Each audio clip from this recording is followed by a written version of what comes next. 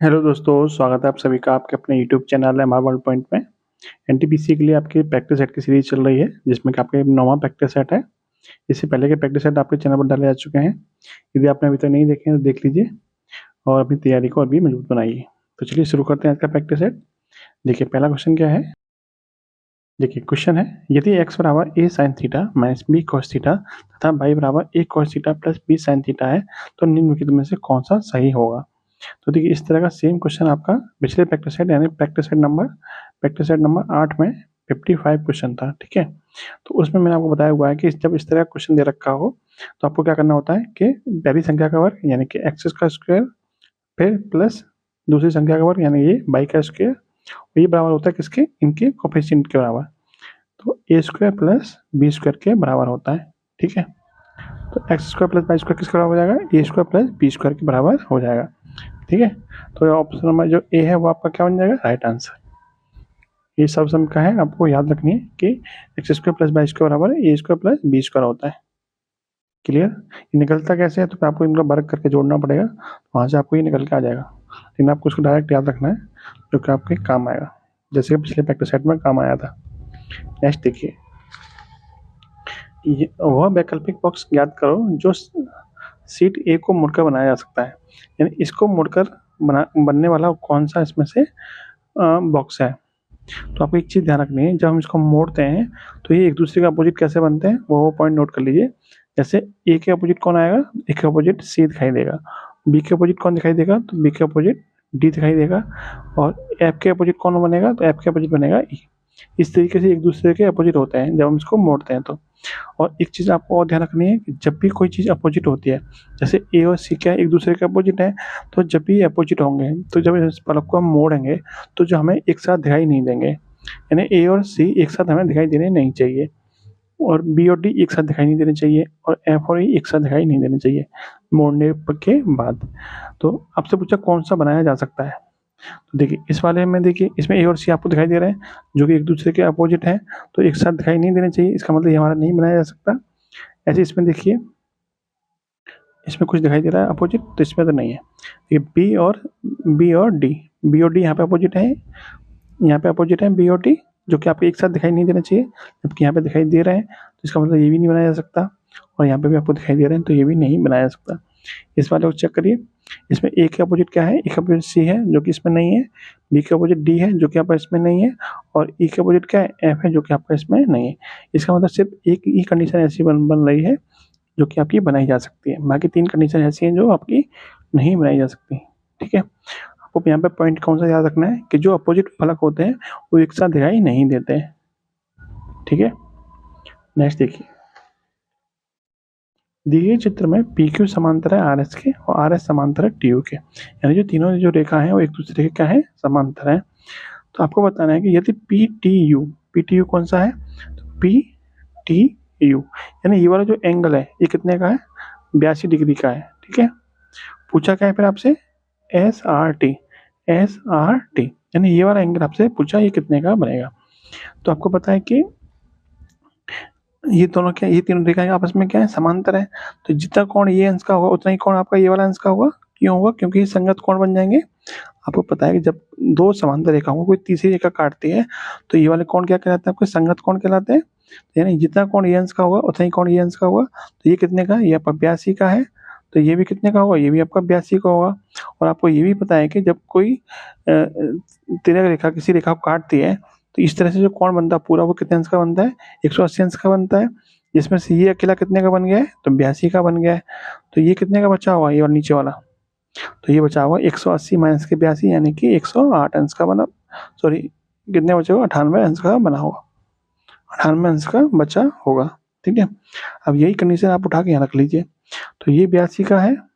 ठीक है, इसका संगत कोण कौन सा हो जाएगा, ये, तो ये कितने का बनेगा, 82 का बनेगा।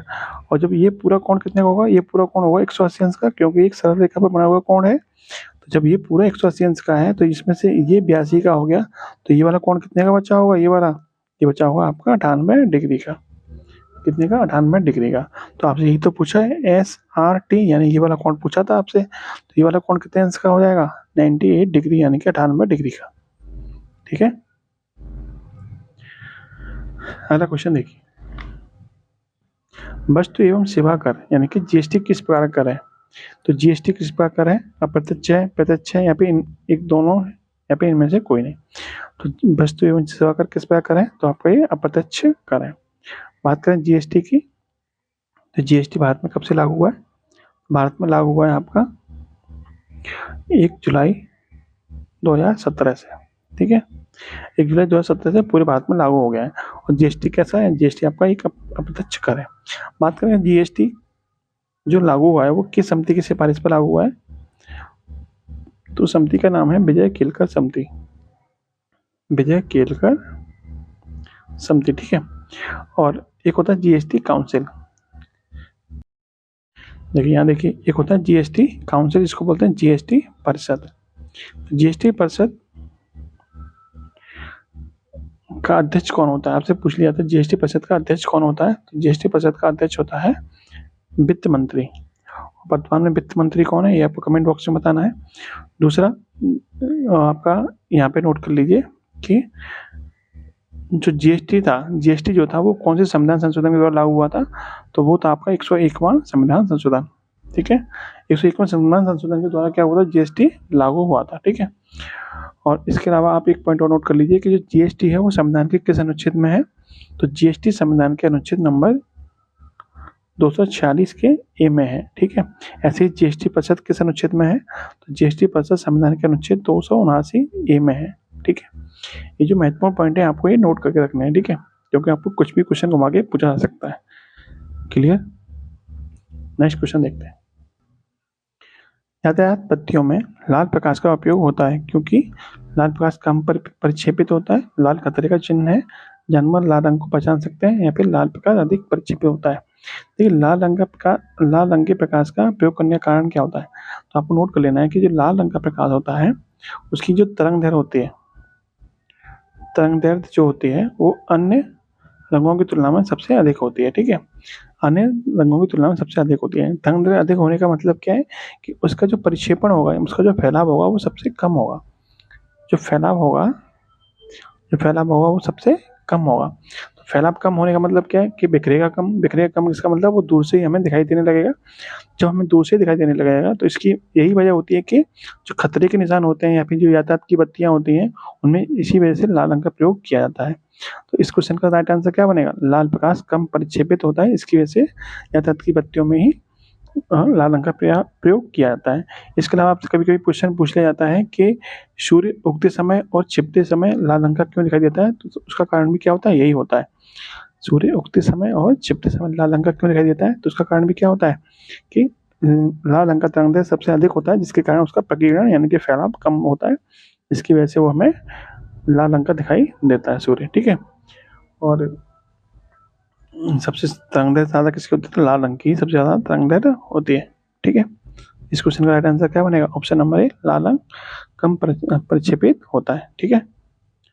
नेक्स्ट देखिए, निम्नलिखित समीकरण में से किन दो चिन्हों को बदलने पर समीकरण सही होगा। तो जब भी इस तरह क्वेश्चन हो आपको फिर ऑप्शन की सहायता से ही इसको करना होता है, ठीक है। ऑप्शन को उठाइए वो इसमें रख दीजिए, तो चेक करते हैं इसको। देखिए पहला हमको समीकरण दे रखा है 5 + 3 - 5 × 5 डिवाइड बाई 1, और ये किसके बराबर होना चाहिए, तो ये 15 के बराबर आना चाहिए। कब, जब पहले दो चिन्हों को चेंज करते हैं, जैसे कि आपको बोला है कि यदि हम गुणाओं को और माइनस को आपस में क्या कर देते हैं, चेंज कर देते हैं, तो चेंज करके देख लेते हैं। 5 + 3 माइनस के पे क्या आ जाएगा, गुणा आ जाएगा, और गुणा के पे क्या आ जाएगा, माइनस आ जाएगा, ठीक है। अब इसमें बोडमास का नियम लगाइए। बोडमास का नियम क्या कहता है, सबसे पहले हम भाग को करेंगे, फिर गुणा को, फिर जोड़ को, फिर घटाव को। सबसे पहले भाग करते हैं, तो जब हम 5 में 1 का भाग करेंगे तो कितना आएगा, 5 ही आएगा। तो इसका मतलब यहाँ पे 5 रहेगा, यहाँ पे 3 × 5 रहेगा, और यहाँ पे माइनस का 5 हो जाएगा। अब हमने भाग कर लिया, अब नंबर किसका आएगा, तो गुणा का नंबर आएगा। अब गुणा करते हैं तो ये 5 का 5 रहेगा, प्लस 5 × 3 कितना होता है, तो 15 होता है, माइनस का कितना हो जाएगा, 5।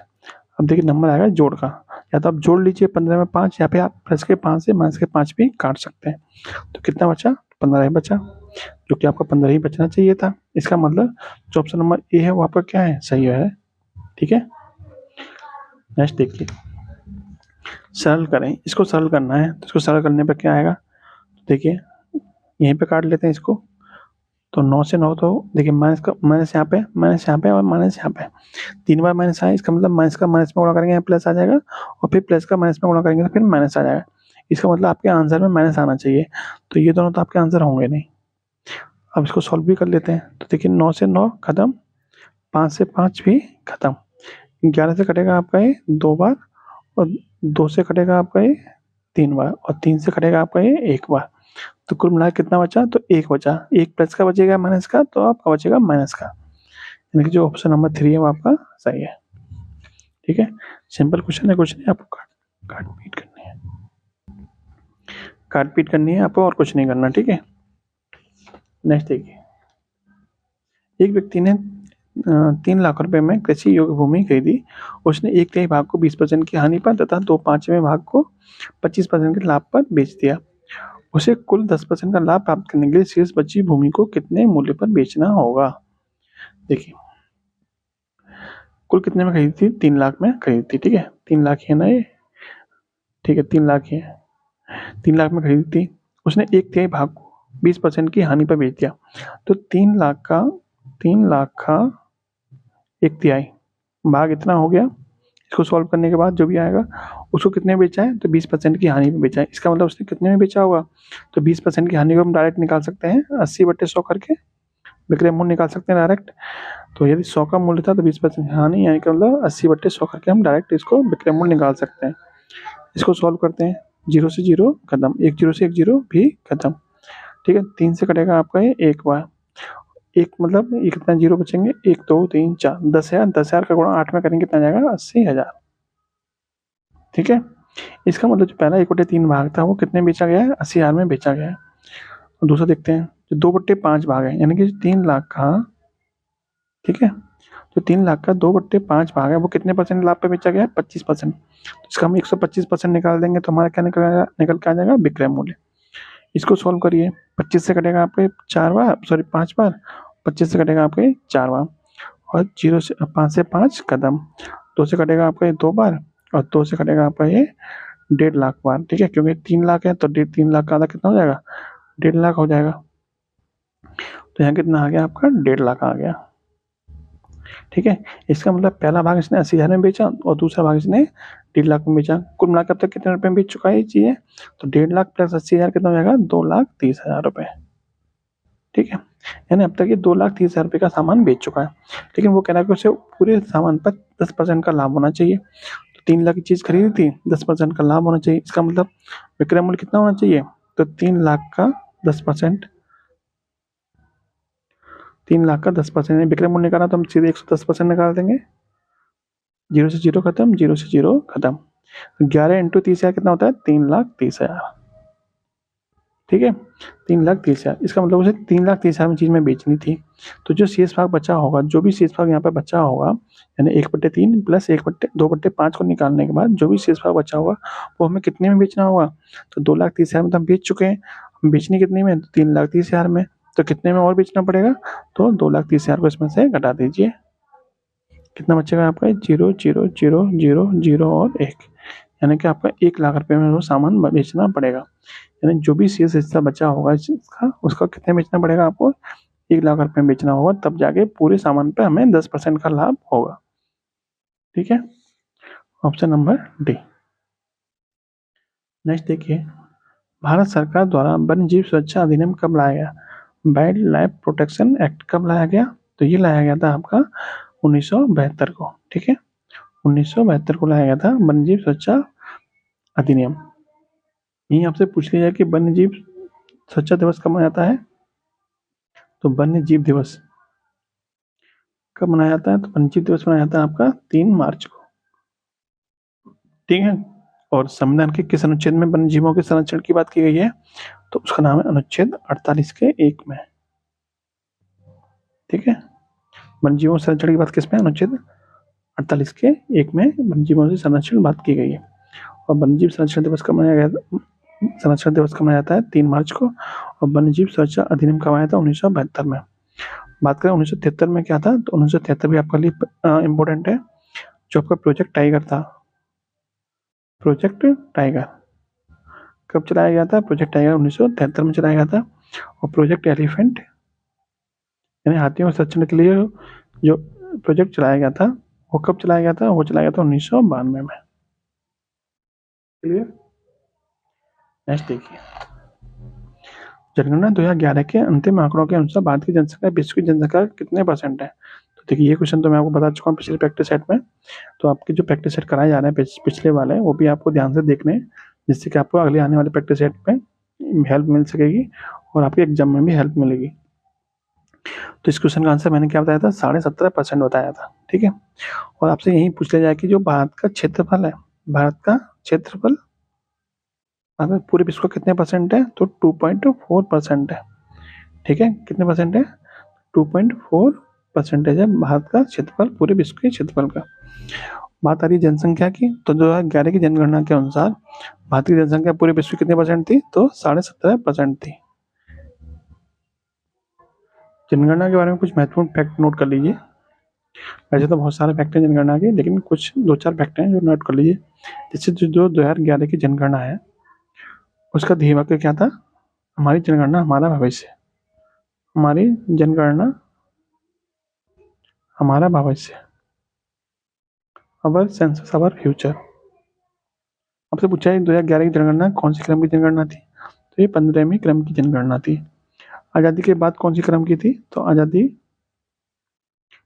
के बाद की ये 7वें क्रम की थी। ठीक है, 7वीं जनगणना थी। और ये तो मैंने बता ही दिया कि जो भारत की जनसंख्या थी वो पूरे विश्व की कितने परसेंट थी? तो 17.5% थी। क्षेत्रफल कितना है? तो 2.4% है। ठीक है, और यहाँ पे यदि आपसे ये पूछा जाए कि 2011 की जनगणना के जनगणना आयुक्त कौन थे? जनगणना आयुक्त, तो वो थे आपके चंद्रमौली। ठीक है, ऑप्शन नंबर जो सी है आपका ठीक है। सबसे ज्यादा जनसंख्या किस राज्य में है? सर्वाधिक जनसंख्या वाला राज्य कौन सा है? वो अपना उत्तर प्रदेश। ठीक है, नेक्स्ट देखिए, निम्न की श्रेणी पूर्ण करो। तो श्रेणी पूर्ण करनी है, तो देखिए BZ HT NN ZB। तो इसमें क्या हुआ है? तो देखिए बी से एच तक पहुंचने में हमें कितना जोड़ना पड़ा है? तो हमें 6 जोड़ना पड़ा है। कितना? 6। एच से एन तक जाने में हमें 6 जोड़ना पड़ा है। तो एन से हमें आगे कितना जोड़ना पड़ेगा? 6 ही जोड़ना पड़ेगा। जब एन में 6 जोड़ेंगे कितना आएगा? टी आएगा। तो पहला लेटर हमारा क्या होना चाहिए? टी होना चाहिए। ठीक है, क्या होना चाहिए? पहला लेटर हमारा टी होना चाहिए। दूसरा चेक कर लेते हैं। जेड में से टी तक पहुंचने के लिए हमें 6 घटाना पड़ा है, फिर आगे फिर 6 घटाना पड़ा है। तो आगे फिर एन में से हम 6 घटाएंगे तो क्या मिलेगा हमको? तो एन में 6 घटाएंगे तो हमें मिलेगा एच। क्या मिलेगा? हमें एच मिलेगा। तो टी के बाद में क्या आना चाहिए? टी के बाद में हमारा एच आना चाहिए। Option number 3। नेक्स्ट देखते हैं। देखिए क्वेश्चन है, यदि आज गुरुवार है तो 59वें दिन से अगला दिन, 59वें दिन से अगला दिन मतलब 60वां दिन कौन सा होगा? तो हम क्या करेंगे? हम करेंगे 60 में 7 से भाग। तो 60 में जब 7 से भाग करेंगे तो शेषफल कितना आएगा? 7 8 56, यानी शेषफल आएगा आपका 4। शेषफल कितना आएगा? 4 आएगा। जितना शेषफल आता है वही क्या होते हैं? विषम दिन होते हैं। तो जब भी कभी हमें अगला दिन निकालना हो तो जो दिन दे रखा हो उसमें विषम दिन जोड़ दीजिए। तो गुरुवार में जब हम 4 दिन जोड़ देंगे तो हमें कौन सा दिन मिलेगा? तो हमें मिलेगा आपका सोमवार। ठीक है, कितना मिलेगा? हमें सोमवार मिलेगा। इसका मतलब जो 59वें दिन से अगला दिन जो होगा, यानी कि जो 60वां दिन होगा वो कौन सा होगा? तो वो आपका सोमवार होगा। Option number D. नेक्स्ट है, 3 संख्या एक दूसरे से 2 अनुपात 3 अनुपात 4 के अनुपात में है, उनके घनों का योग 33,957 है, तो वे संख्याएं क्या होंगी? तो देखिए संख्या दे रखी है 2 अनुपात 3 अनुपात 4 के अनुपात में। तो मान लेते हैं कि जो संख्या हमारी वो कितनी कितनी हो जाएंगी? एक 2x हो जाएगी, एक आपकी 3x हो जाएगी और एक आपकी 4x हो जाएगी। क्लियर? अब तीनों के घनों का योग दे रखा है तो इसका घन कर देंगे। इसका घन कितना हो जाएगा? 8x3। इसका हो जाएगा आपका 27x3। इसका हो जाएगा आपका 64x3। कुल मिला कितना हो गया है? तो ये हो गया आपका 27 और 35, 35 और 64, 99, यानी कि 99x3। 99x3 की वैल्यू कितनी दे रखी है? 33,957। 33,957। ठीक है, इसको सॉल्व करते हैं। तो देखिए 11 से कटेगा आपका ये 9 बार, और 11 से इसको काटते हैं, 11 33, जीरो आएगा। 11 88, कितने बचेंगे? 7, 11 7 77। यहाँ पे कितना बचेगा? 9x3। 9 से काटिए इसको, 9 तिया 27, 3 बचेंगे और 9 चौक 36, फिर 9 तिया 27, यानी कि एक्स क्यूब बराबर कितना मिल गया 343। तो एक्स बराबर कितना मिल जाएगा क्यूब रूट 343, और 343 किसका घन होता है, तो आप कहेंगे 7 का घन होता है। तो एक्स की वैल्यू में कितनी मिल गई, 7 मिल गई। जब एक्स की वैल्यू 7 है तो हमारी संख्या क्या कितनी कितनी थी, 2x थी, 3x थी और 4x थी। तो पहली संख्या कितनी हो जाएगी, 2 गुणा 7 यानी कि 14। ये हो जाएगी आपकी 7 तिया 21 और ये हो जाएगी आपकी 7 चौक 28। तो हमारी संख्या कौन कौन सी हो जाएंगी, आपकी संख्या हो जाएंगी 14, 21 और 28। Option number D. ठीक है, देखिए इसका एक शॉर्ट तरीका क्या है आपका, आप इसको अंदाज से भी निकाल सकते हैं। अंदाज से कैसे, देखिए 6 का क्यूब 216 होता है, 9 का 729 होता है और 12 का 1728 होता है। जब इन तीनों को जोड़ेंगे तो लगभग लगभग आपका 2000 के आसपास आंसर आएगा।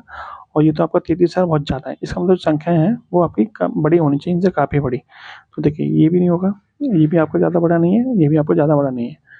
एक ही ऑप्शन ऐसा जो आपका मतलब संख्या इनमें बड़ी है। तीसरा तरीका क्या है इसका, आप इकाई के अंक से भी इसको निकाल सकते हैं। ठीक है, जैसे 6 का घन कितना होता है 216 होता है, इकाई अंक कितना मिलेगा 6 मिलेगा। 9 का क्यूब कितना होता है 729 और 12 का क्यूब कितना होता है 1728।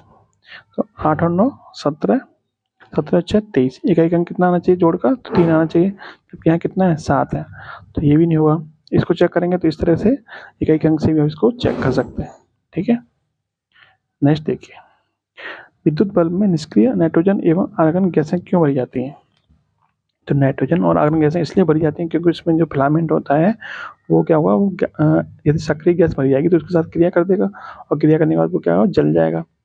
तो जलने के बाद में क्या होगा, वो टूट जाएगा। तो इसलिए अक्रिय गैसें भरी जाती हैं जिससे कि वो तंतु जो होता है यानी फिलामेंट जो होता है वो उससे क्रिया ना करे और उसकी आयु बढ़ती रहे। ठीक है, लोकसभा अध्यक्ष अपना त्यागपत्र कैसे देते हैं। तो लोकसभा अध्यक्ष अपना त्यागपत्र कैसे देते हैं, भारत के राष्ट्रपति को, प्रधानमंत्री को, लोकसभा के उपाध्यक्ष को या फिर भारत के मुख्य न्यायाधीश को। तो जो लोकसभा का जो अध्यक्ष होता है वो अपना त्यागपत्र देता है उपाध्यक्ष को। किसको, उपाध्यक्ष को। उपाध्यक्ष किसको देता है, तो लोकसभा के अध्यक्ष को देता है। दोनों आपस में एक दूसरे को त्यागपत्र देते हैं। बात करें लोकसभा के अध्यक्ष की तो इससे बहुत सारे क्वेश्चन बनते हैं, तो वो क्वेश्चन भी नोट कर लीजिए। जैसे पहला क्वेश्चन क्या है कि वर्तमान में लोकसभा अध्यक्ष है कौन, तो वर्तमान में है आपके ओम बिरला। कौन है, ओम बिरला। दूसरा क्वेश्चन क्या बनता है इनसे कि जो आपकी धन विधेयक होता है, जो आपका धन विधेयक होता है उसको डिसाइड कौन करता है कि कोई विधेयक धन विधेयक है या नहीं, ये कौन डिसाइड करता है, तो ये आपका लोकसभा अध्यक्ष ही डिसाइड करता है, लोकसभा स्पीकर ही डिसाइड करता है। तीसरा, जो आपकी संयुक्त बैठक होती है, जो आपकी संयुक्त बैठक यानी कि लोकसभा और राज्यसभा की जो संयुक्त बैठक होती है जो कि आपके अनुच्छेद 108 में है, वो उसका अध्यक्षता कौन करता है, उसकी अध्यक्षता भी आपकी लोकसभा अध्यक्ष ही करता है। ठीक है, कौन करता है उसकी अध्यक्षता, तो लोकसभा अध्यक्ष ही उसका अध्यक्षता करता है। इसके अलावा आपसे कभी पूछ लिया जाए कि प्रथम लोकसभा अध्यक्ष कौन थे, तो प्रथम थे आपके जीवी मावलंकर। ठीक है, यही आपसे ये पूछ लिया जाए कि पहली महिला लोकसभा अध्यक्ष कौन थी, तो प्रथम महिला थी वो थी आपकी मीरा कुमार। ठीक है, प्रथम महिला मीरा कुमार हो गई और पहले अध्यक्ष कौन हो गए, तो जीवी मावलंकर हो गया। ठीक है, इसके अलावा जो आपके ऑप्शन दे रखे हैं, भारत के राष्ट्रपति अपना त्यागपत्र किसको देते हैं, तो उपराष्ट्रपति को देते हैं, और उपराष्ट्रपति किसको देते हैं, तो वो राष्ट्रपति को देते हैं। जैसे लोकसभा अध्यक्ष उपाध्यक्ष को देता है, उपाध्यक्ष अध्यक्ष को देता है, ऐसे राष्ट्रपति उपराष्ट्रपति को, उपराष्ट्रपति राष्ट्रपति को। बात करें प्रधानमंत्री किसको देता है, तो प्रधानमंत्री भी राष्ट्रपति को देता है, और भारत के जो मुख्य न्यायाधीश होते हैं सीजीआई होते हैं वो किसको देते हैं, वो भी आपके राष्ट्रपति को ही देते हैं। ठीक है, नेक्स्ट देखिए, अनिल ने अपने घर से पूर्व दिशा में 6 किलोमीटर की दूरी तय करने के बाद महसूस किया कि वो उसने गलत दिशा में दूरी तय की है। मान लीजिए उसका घर कहाँ पे है, मान लीजिए उसका घर यहाँ पे है। ठीक है, वो कह रहा है कि उसने 6 किलोमीटर पूर्व दिशा में तय करी दूरी, तो पहले वो 6 किलोमीटर जाता है पूर्व की ओर।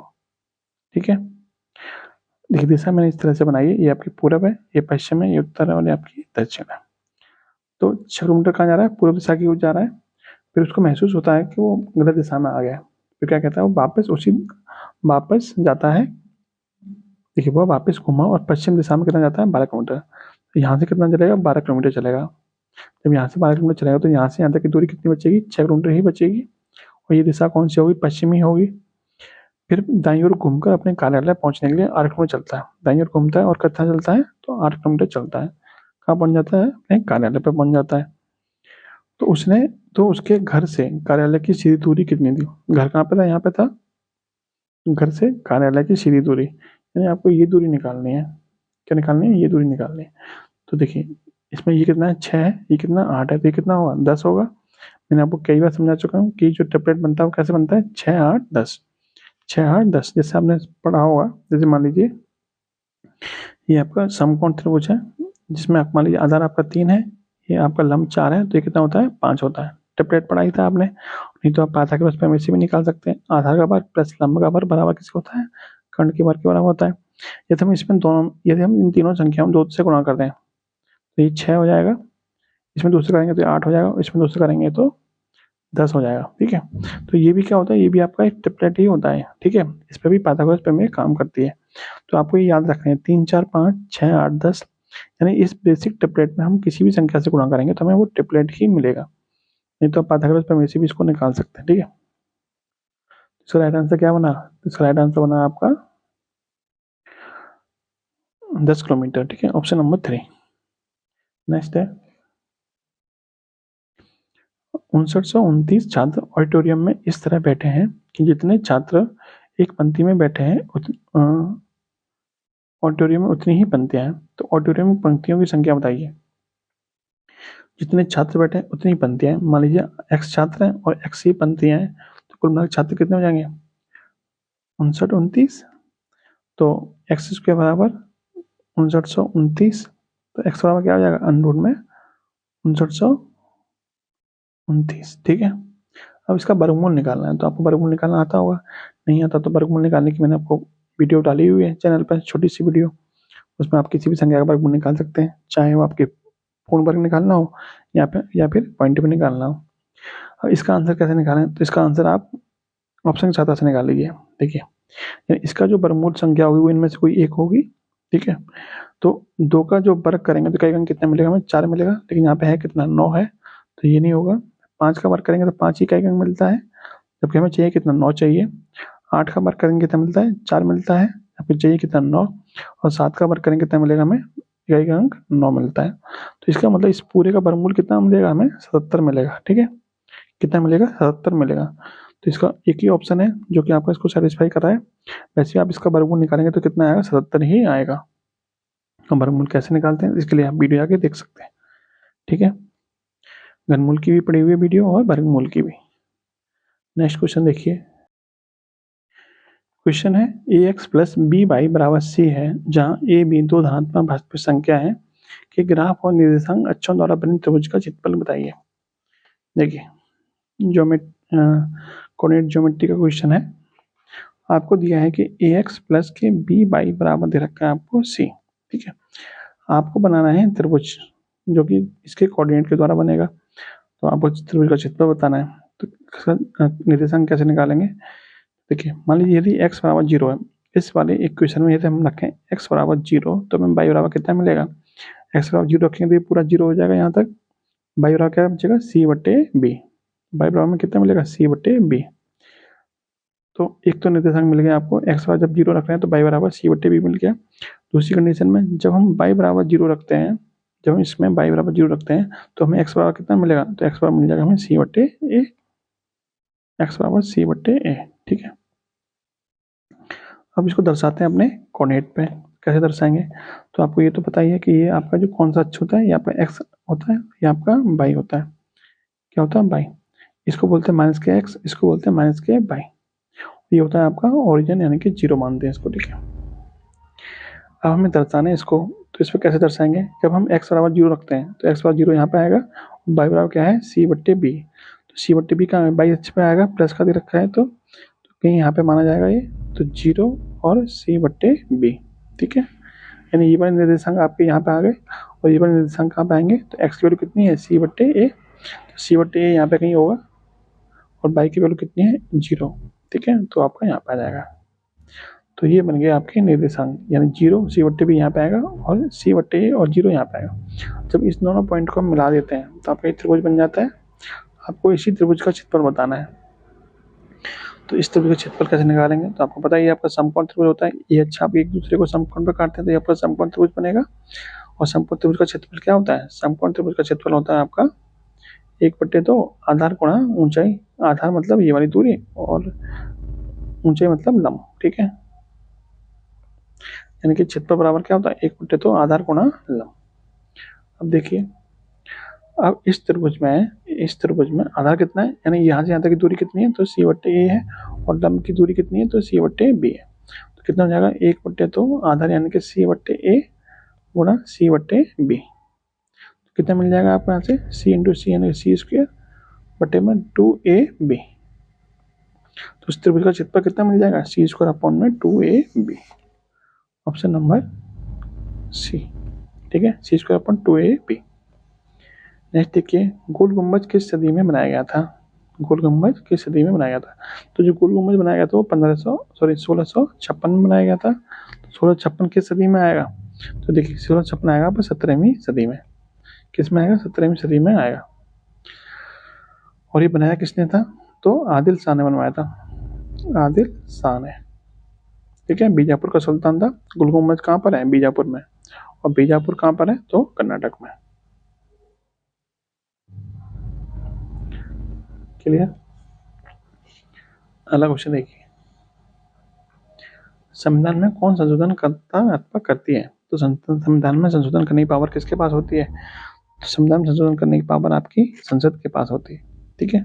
संसद के पास क्यों होती है? क्योंकि जो कोई भी संविधान संशोधन किया जाता है तो उसमें लोकसभा की, राज्यसभा की और प्लस राष्ट्रपति तीनों की सहमति आवश्यक होती है। और संसद किससे मिलकर बनी होती है? तो संसद में 3 अंग होते हैं। संसद के कितने अंग होते हैं? संसद के 3 अंग होते हैं। कौन कौन से? लोकसभा, राज्यसभा और राष्ट्रपति, ठीक है। यदि आपसे कभी पूछ लिया जाए संसद के कितने सदन होते हैं, जब बात आती है सदन की, तो सदन होते हैं आपके 2। आपके मतलब संसद के कितने सदन होते हैं? 2 सदन होते हैं, लोकसभा और राज्यसभा। लेकिन यदि आपसे पूछे कितने अंग होते हैं, अंग मतलब पार्ट, पार्ट कितने होते हैं? तो पार्ट होते हैं 3, ठीक है।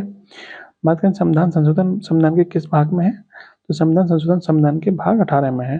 किस में है? भाग 18 में, सॉरी भाग 20 में। किस में है? भाग 20 में है। यानी संविधान संशोधन है जो कि आपके आर्टिकल किस में है? अनुच्छेद 368 में है। ये संविधान के किस भाग में आता है? संविधान के भाग 20 में आता है। यहाँ तक कोई दिक्कत नहीं। अब नेक्स्ट देखिए, तीसरे त्रिभुज में लुप्त संख्या ज्ञात कीजिए, यानी क्वेश्चन मार्क के स्थान पर क्या आएगा? आपको दे रखा है 6, 8, 12, 4, 6, 3, 5, 7, 2, बीच में दे रखे हैं 24, 12 और क्वेश्चन मार्क। तो बताइए जरा क्वेश्चन मार्क के स्थान पर क्या आएगा, ठीक है। इस क्वेश्चन को मैं आपके लिए छोड़ देता हूँ, सिंपल क्वेश्चन है, आप कोशिश करिएगा इसको। नेक्स्ट देखते हैं, रिक्त स्थान भरें। 4, 6, 12, 14, 28, 30, क्वेश्चन मार्क के स्थान पर क्या आएगा? तो देखिए 4 में कितना जोड़ा गया? यहाँ पे 2 जोड़ा गया है, यानी 4 + 2 कितना होता है? 6। फिर क्या किया गया है? फिर इसका डबल कर दिया गया है, यानी प्लस के 2 फिर डबल, फिर आगे भी प्लस के 2 हुआ है, फिर क्या किया गया है? फिर डबल कर दिया गया है। यानी पैटर्न क्या बनना है? प्लस के 2 फिर डबल, प्लस 2 फिर डबल, फिर यहाँ पे प्लस के 2 है तो आगे क्या होगा? डबल होगा। तो 30 का डबल क्या होगा? 60। तो क्वेश्चन मार्क के स्थान पर क्या आएगा? 60 आएगा। नेक्स्ट देखिए, किसी वस्तु पर क्रमशः 15%, 20% और 25% की 3 छूटें दी गई हैं, किस एकल समतुल्य छूट के बराबर होगी? यानी तीनों छूटों को ना देकर सिर्फ एक छूट देनी होगी, तो कितने % की छूट देनी होगी हमें? तो एकल छूट कैसे निकालते हैं वो देखिए। देखिए इसके लिए आपको फ्रैक्शन याद रखने पड़ेंगे, जैसे कि 15% का फ्रैक्शन क्या होता है? 15/100 यानी कि 3/20। और 20% का फ्रैक्शन क्या होता है? वो तो आपको पता ही है, वो 1/5 होता है। और 25% का कितना होता है? 25% का होता है 1/4, ठीक है। अब आगे देखिए, पहले छूट कितने % की है? तो 15% की है, इसका मतलब 3/20 की है। 3/20 का मतलब क्या है? यदि कोई चीज़ 20 अंकित मूल्य यदि 20 है तो 3 की छूट दी जा रही है, तो विक्रय मूल्य कितना होगा? तो आप कहेंगे विक्रय मूल्य होगा आपका 17। यानी 20 वाली चीज़ कितने में बेची जा रही है? तो आप कहेंगे 17 में बेची जा रही है। ऐसे ही यहाँ देखिए, 5 वाली चीज़ कितने में बेची जा रही है? तो 1 की छूट दी जा रही है, इसका मतलब 4 में बेची जा रही है। और यहाँ पे देखिए 4 वाली चीज़ कितने में बेची जा रही है? तो आप कहेंगे 3 में बेची जा रही है, यानी 1 की छूट दी जा रही है। अब इसको आगे देखिए, यानी ये क्रय मूल्य है और ये आपका विक्रय मूल्य है, सॉरी ये अंकित मूल्य है और ये आपका विक्रय मूल्य है। अब इसका आपस में गुणा कर लीजिए, तो इनका आपस में गुणा करेंगे, तो किसके बराबर होगा, तो 20 गुणा 5 गुणा 4 बराबर होगा 17 गुणा 4 गुणा 3 के, ठीक है, 17 गुणा 4 गुणा 3 के। अब देखिए 4 से 4 खत्म, ठीक है, 4 से 4 खत्म, 20 पंजे 100 बराबर होगा 17 तिया 51, ठीक है, 17 तिया 51, यानी 100 रुपये MRP वाली चीज़ कितने में बेची जा रही है, तो 51 रुपये में बेची जा रही है। इसका मतलब कितने रुपये की छूट दी जा रही है, तो आप कहेंगे इस पर 100 माइनस के 51 यानी कि 49 की छूट दी जा रही है। और 49 की छूट 100 पे कितने परसेंट की हो जाएगी, तो आप कहेंगे 49% की हो जाएगी, यानी 49 की छूट 100 पे कितने परसेंट की हो जाएगी, तो आप कहेंगे कि 49% की ही हो जाएगी, ठीक है, ऑप्शन नंबर डी। नेक्स्ट देखिए, T20 विश्व कप 2024 में उप विजेता टीम कौन सी थी, तो आपको T20 वर्ल्ड कप तो याद ही होगा, जो भारत और अफ्रीका के बीच में फाइनल हुआ था, जिसमें कि भारत हारते हारते जीत गया था, जिसमें सूर्य कुमार यादव ने अच्छा कैच पकड़ा था और बुमराह और उसका क्या नाम था, पांड्या ने अच्छी बॉलिंग की थी। तो आपको पता ही उप विजेता टीम कौन सी थी, तो दक्षिण अफ्रीका थी। विजेता कौन सी थी, तो अपने भारत, ठीक है। और कप्तान कौन था T20 विश्व कप में भारत का, तो कप्तान था रोहित शर्मा। नेक्स्ट देखिए, पनामा नहर जोड़ती है, बात करें पनामा नहर की, तो इसकी लोकेशन देखिए एक बार, मैं थोड़ा समझाने की कोशिश करता हूँ आपको। आपने यदि नक्शा देखा हो तो देखिए, यदि आपने नक्शा देखा हो, यहाँ पे आपका नॉर्थ अमेरिका है इस तरह से, और यहाँ पे आपका क्या है, ये दक्षिण अमेरिका है, ठीक है। नक्शा थोड़ा टेढ़ा मेढ़ा बन गया है, पर कोई नहीं, समझिए। ये आपका नॉर्थ अमेरिका हो गया, और ये आपका साउथ अमेरिका यानी दक्षिण अमेरिका हो गया, ठीक है। तो इन दोनों को जो जो हल्की से अलग करती है, इन दोनों को जो हल्के सा अलग करती है, वो कौन सी नहर है, वो आपकी पनामा नहर ही है। तो ये तो अलग कर रही है, पूछा क्या जोड़ती किस किस को है, तो नॉर्थ अमेरिका और साउथ अमेरिका यानी उत्तरी अमेरिका और दक्षिण अमेरिका के जो इस साइड में जो महासागर है, उसका नाम क्या है, प्रशांत महासागर, ठीक है। और इस साइड में कौन सा सागर है, इस साइड में है आपका अटलांटिक महासागर, अटलांटिक महासागर। तो ये किस किस को जोड़ेगी, क्योंकि पानी है, पानी को जोड़ेगा, इधर भी पानी है, इधर भी पानी है, नहर में भी पानी होता है, तो जोड़ने का काम किसका होता है, तो पानी का पानी से जोड़ेगा। अलग किसको करेगा, धरती को धरती से, यानी भूमि को भूमि से अलग करेगा। तो पनामा नहर किसको जोड़ेगी, तो अटलांटिक महासागर को प्रशांत महासागर से जोड़ेगी, यानी कि जो ऑप्शन नंबर 3 है वो आपका सही आंसर है, ठीक है। किस किस को अलग करेगी, तो नॉर्थ अमेरिका को साउथ अमेरिका से अलग करेगी, ठीक है। इसके अलावा यदि आपसे पूछा जाए कि लाल सागर व भूमध्य सागर को कौन जोड़ता है, तो लाल सागर और भूमध्य सागर को जोड़ने का काम किसका है, वो है आपका स्वेज नहर का, स्वेज नहर का, जिस पर किस देश का कब्जा है, तो जिस पर मिस्र का कब्जा है, ठीक है। इसके अलावा देखिए, उत्तरी सागर व बाल्टिक सागर को कौन जोड़ता है, तो उत्तरी सागर और बाल्टिक सागर को जोड़ने का काम है कील नहर का, कील नहर का, ठीक है, कील नहर, क्लियर। इसको देखिए नेक्स्ट क्वेश्चन को, देखो समीकरण 22² प्लस 3y प्लस के 2 बराबर 0 के मूल है, तो इसके मूल कैसे निकालेंगे, तो आपको ये थे ना, आपने पढ़े होंगे मूल निकालना, उसी तरीके को इसमें लगाना है। देखिए आपको दिया है कि 22² बराबर, सॉरी 22² प्लस के 3y प्लस के 2 बराबर क्या है, 0 है। तो आप उसके 3y के ऐसे फैक्टर करने हैं कि गुणा करने पर 22² इंटू 2 के बराबर मिले और जोड़ने पर 3y के बराबर मिले। आप इसके टुकड़े ऐसे कर लीजिए, 22² प्लस के 2y प्लस के बाई प्लस के 2 बराबर 0। जब हम इन दोनों का गुणा करेंगे तो हमें इन दोनों गुणनफल के बराबर मिलना चाहिए, और जोड़ने पर हमें बीच वाली संख्या के बराबर ही मिलना चाहिए। इस तरह से इसको फैक्टर करते हैं, उम्मीद है आपको आते होंगे। तो देखिए अब इन दोनों को देखिए, इन दोनों में क्या कॉमन है, तो इन दोनों में आपका बाई कॉमन है। जब बाई कॉमन लेंगे, यहाँ बचेगा बाई और यहाँ बचेगा आपका 2। इन दोनों में देखिए, इन दोनों में क्या कॉमन है, तो आपका एक कॉमन है, यहाँ बाई बचेगा और यहाँ बचेगा आपका 2, जो किसके बराबर है, 0। अब आगे देखिए, अब इन दोनों में देखिए क्या कॉमन है, तो आप कहेंगे बाई प्लस 2 कॉमन है, तो यहाँ बचेगा आपका बाई और यहाँ बचेगा आपका 1, बराबर हो जाएगा 0 के। जब दो संख्या का गुणनफल 0 के बराबर होता है तो वो संख्या में आपस में क्या होती है, 0 के बराबर ही होती है। इसका मतलब बाई प्लस 2 किसके बराबर हो जाएगा, 0 के बराबर। तो बाई बराबर क्या मिल जाएगा आपको, -2, तो जब हम इसको रखेंगे 0 के बराबर तो यहाँ से हमें y बराबर क्या मिल जाएगा, -1। इसका मतलब हमारे मूल क्या क्या निकल के आ गए, -2 और -1, -2 और -1। एक समकोण समद्विबाहु त्रिभुज का क्षेत्रफल 800 सेंटीमीटर स्क्वायर है, इसके कर्ण की लंबाई क्या होगी। देखिए समकोण भी है और समद्विबाहु भी है, इसका मतलब समकोण त्रिभुज का जो आधार है और लंबाई वो दोनों क्या है, आपस में बराबर है, तभी संभव हो पाएगा ये।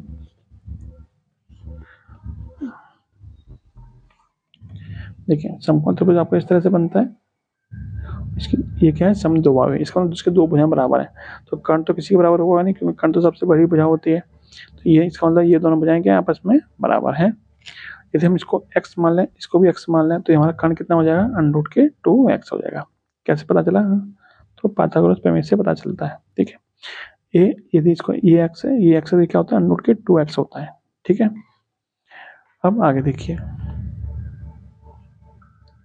क्षेत्रफल कितना दे रखा है, क्षेत्रफल दे रखा है 800 सेंटीमीटर स्क्वायर।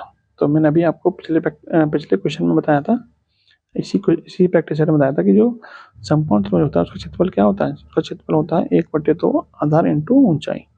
आधार क्या है, x है, ऊंचाई कितनी है, लंबा कितना है, तो x ही है, जो किसके बराबर दे रखा है, 800 के बराबर। ठीक है, इसको सॉल्व करिए, तो x इंटू एक्स क्या होगा, x² हो जाएगा, बटे में 2 बराबर 800, 2 का गुणा इधर होगा, 800 गुणा 2 बराबर 1600। तो x बराबर क्या मिल जाएगा, √1600, जो किसके बराबर होगा, 40 के बराबर होगा। यानी x की वैल्यू कितनी मिल गई, 40। जब ये 40 है तो ये भी 40 ही होगा।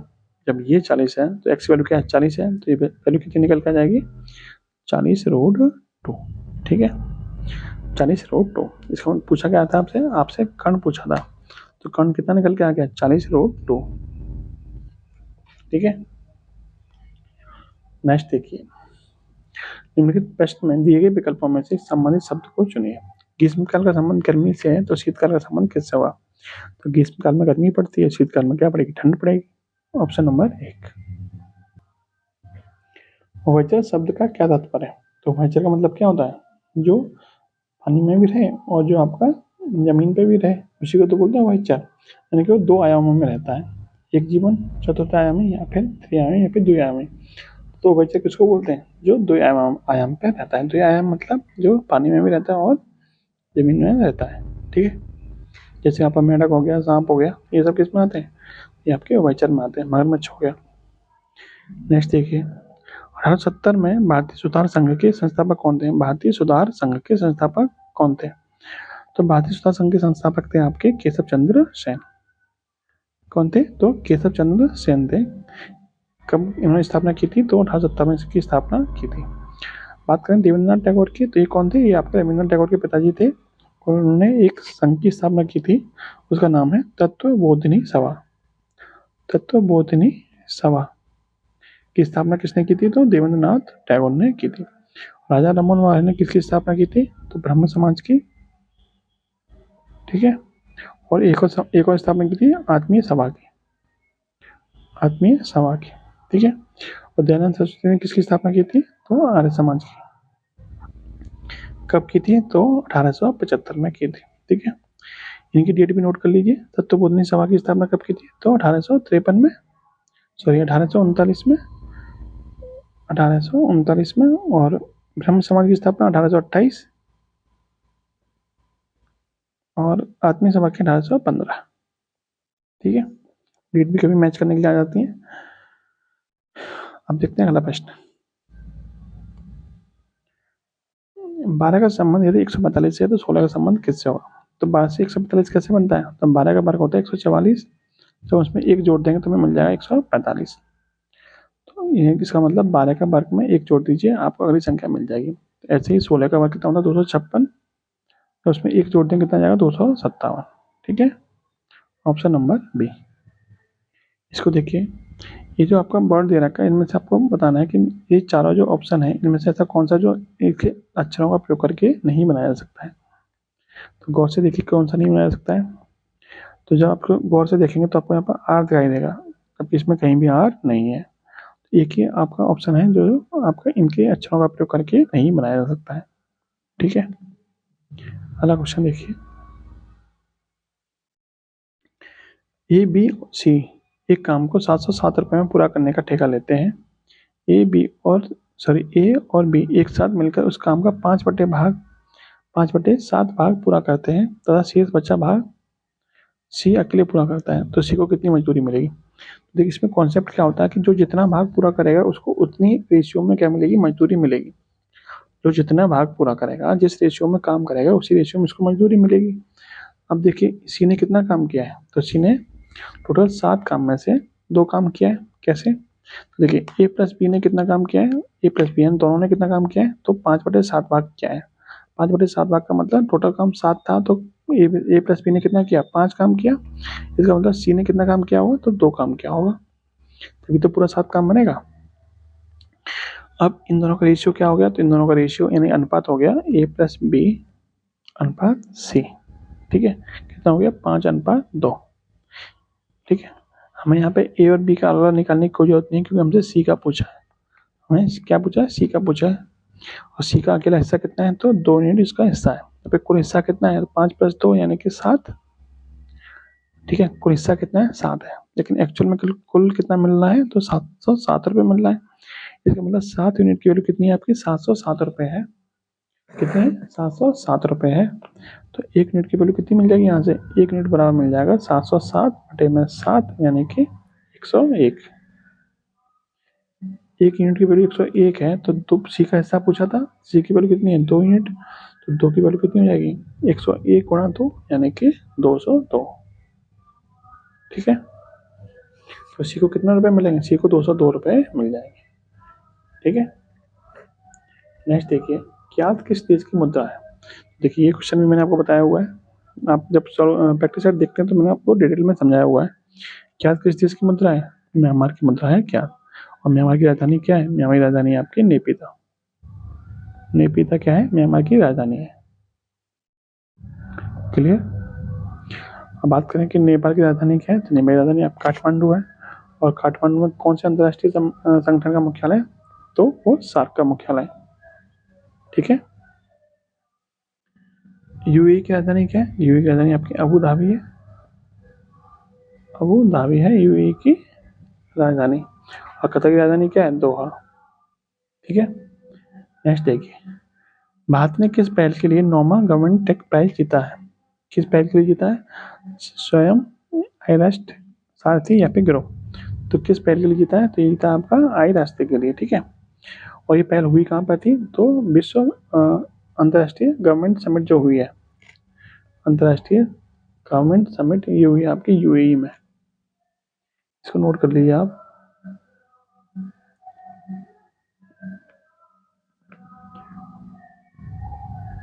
वर्ल्ड गवर्नमेंट समिट कहाँ पर हुई थी, तो ये हुई है आपकी यूएई। ठीक है, यानी संयुक्त अरब अमीरात में हुई है। क्लियर, ये भी करंट का क्वेश्चन है, आपको ध्यान रखिएगा। नेक्स्ट देखिए, 5/6, 1/2 और 3/4 का लासा बताइए। तो भिन्नों का लासा कैसे निकालते हैं, तो भिन्नों का लासा निकालने का फॉर्मूला क्या होता है, अंश का लासा, अंश का लासा बटे में हर का मासा, हर का मासा, यही तो फॉर्मूला होता है भिन्नों का लासा निकालने का। तो अंश कितना है, अंश है मतलब 5, 1 और 3, तो 5, 1, 3 का लासा कितना हो जाएगा, 15 हो जाएगा, और हर कितने हैं, 6, 2 और 4, 6, 2, 4 का मासा कितना हो जाएगा, तो आप कहेंगे 2 हो जाएगा। तो कुल मिला के इस पूरे का लासा कितना निकल के आएगा, 15/2, ऑप्शन नंबर 1। ठीक है, इसको देखिए क्वेश्चन को, ए, बी और सी ने एक व्यापार के लिए क्रमशः 75,000, 90,000 और 1,05,000 रुपये निवेश किए। यदि वर्ष के अंत में बी ने अपने मुनाफे के रुपये रूप में 12,000 रुपये पाता है, तो उस वर्ष का कुल मुनाफा क्या होगा। देखिए इसमें भी क्या कॉन्सेप्ट काम करता है कि जो जितना रुपया लगाएगा उसे उतना ही हिस्सा मिलेगा, यानी उसी रेशियो में उसको हिस्सा मिलेगा। जितना रुपया जितने रेशियो में लगाएगा उसको उतना ही क्या मिलेगा, लाभ मिलेगा। तो देख लेते हैं कि तीनों ने किस अनुपात में ये पैसा लगाया है, तो चेक कर लीजिए। देखिए 3 व्यक्ति हैं आपके, ए, बी और सी। ए ने कितना लगाया है, तो ए ने लगाया है 75,000 रुपये। ठीक है, पूरी साल के लिए लगाया है। ठीक है, और बी ने कितना लगाया, बी ने लगाया आपका 90,000 रुपये, और सी ने लगाया है 1,05,000 रुपये। तीनों का अनुपात निकाल लेते हैं। 3 जीरो यहाँ पे है, 3 जीरो आपके यहाँ पे है, 3 जीरो यहाँ पे है। 15 से काटिए 5 बार, 15 से काटिए 6 बार, 15 से काटिए 7 बार। इन तीनों का अनुपात निकल के आ गया 5:6:7। इन तीनों ने 5:6:7 के अनुपात में पैसा लगाया है। तो इसका मतलब बी का हिस्सा कितना है? 6 है कुल हिस्से में से, और ए का हिस्सा 5 है, सी का हिस्सा कितना है? 7 है। लेकिन बी का हिस्सा है कितना? 12,000 रुपये। इसका मतलब 6 यूनिट की वैल्यू कितनी है? 12,000 रुपये। 6 की वैल्यू कितनी है? 12,000। ठीक है, तो यहाँ से 1 यूनिट की वैल्यू कितनी मिल जाएगी आपको? 12,000 बट्टे में 6 यानी कि 2,000 रुपये। ठीक है, अब आप देखिए, अब आपसे पूछा क्या है? आपसे पूछा है उस वर्ष का कुल मुनाफा कितना था। कुल मुनाफा हमारा है कितना? 5 और 6 11 और 7 18। तो 1 की वैल्यू 2,000 है, तो 18 की वैल्यू कितनी होगी?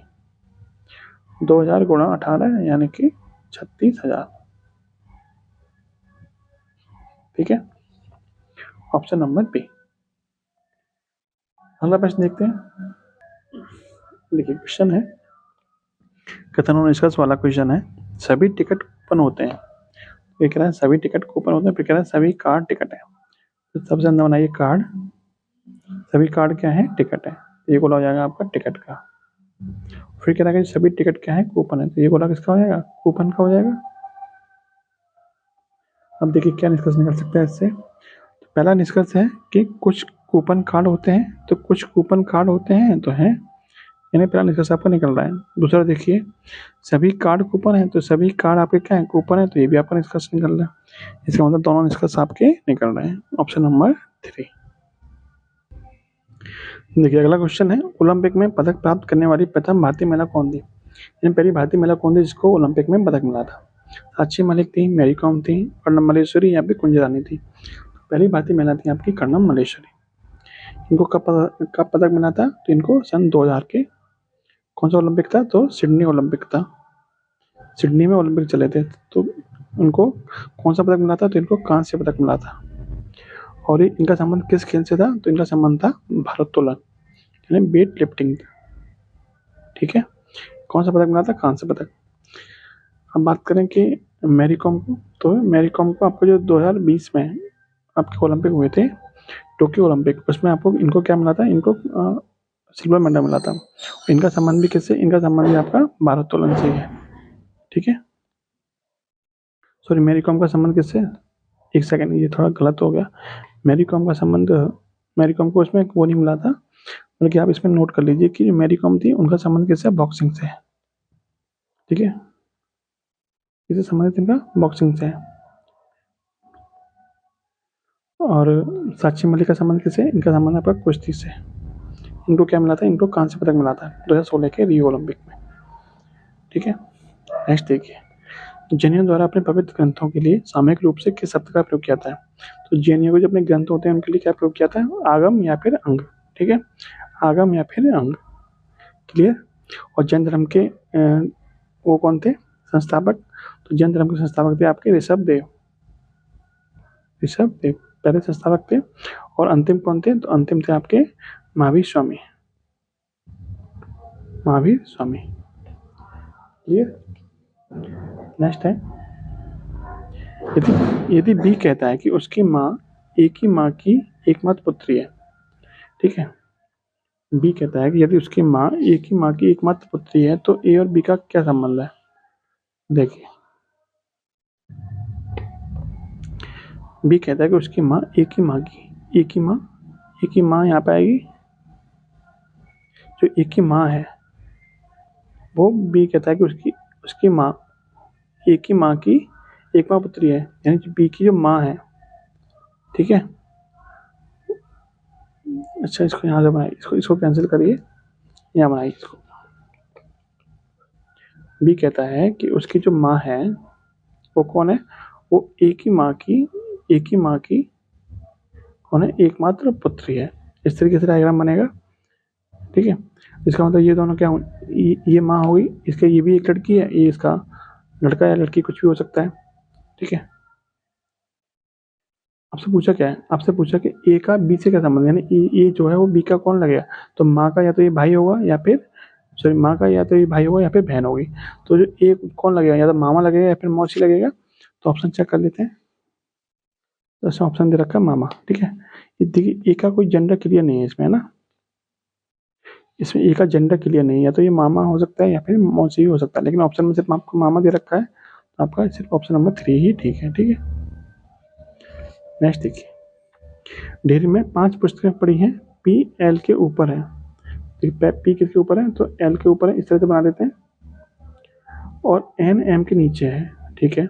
एल एम के ऊपर है, एल किसके ऊपर है, तो एम के ऊपर है, और एम किसके नीचे है, एम सॉरी एन एम के नीचे है, एन किसके नीचे है, तो एन के नीचे है।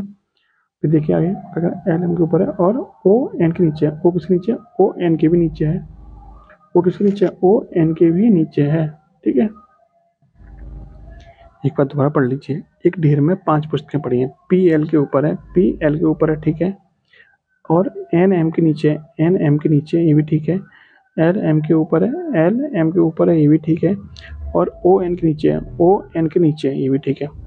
यानी कि इस तरीके से ये पुस्तकें रखी हुई है। पूछा गया सबसे नीचे कौन है, तो सबसे नीचे कौन है, सबसे नीचे आपका ओ है, यानी जो ओ पुस्तक है वो सबसे नीचे है। क्लियर।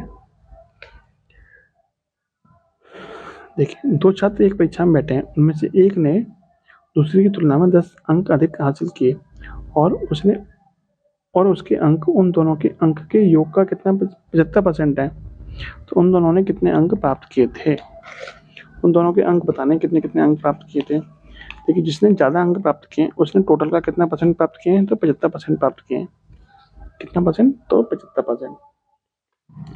देखिए 75% का मतलब क्या होता है, 3/4, कितना होता है, 3/4, 75% अंक किसने प्राप्त किए हैं, इसके 10 अंक क्या है, ज़्यादा है।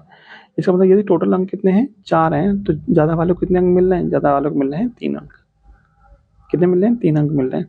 जब ज़्यादा वाले को 3 अंक मिल रहे हैं और टोटल अंक कितने हैं, 4 हैं, इसका मतलब कम वाले को कितने मिल रहे होंगे, 1 मिल रहा होगा, तभी तो टोटल 4 बैठेगा।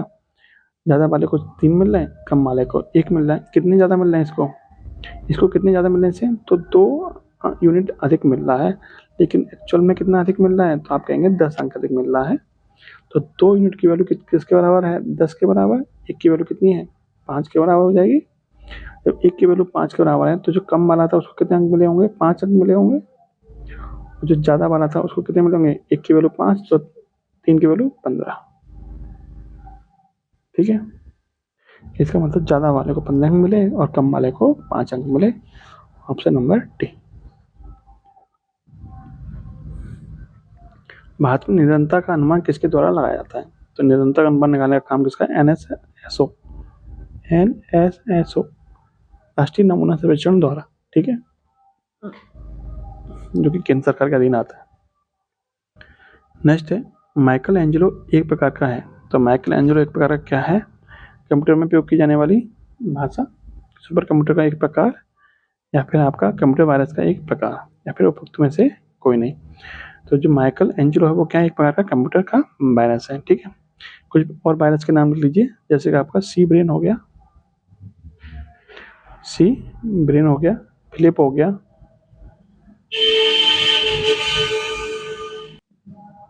डार्क एवेंजर हो गया, ठीक है, आपको दिख नहीं रहा होगा,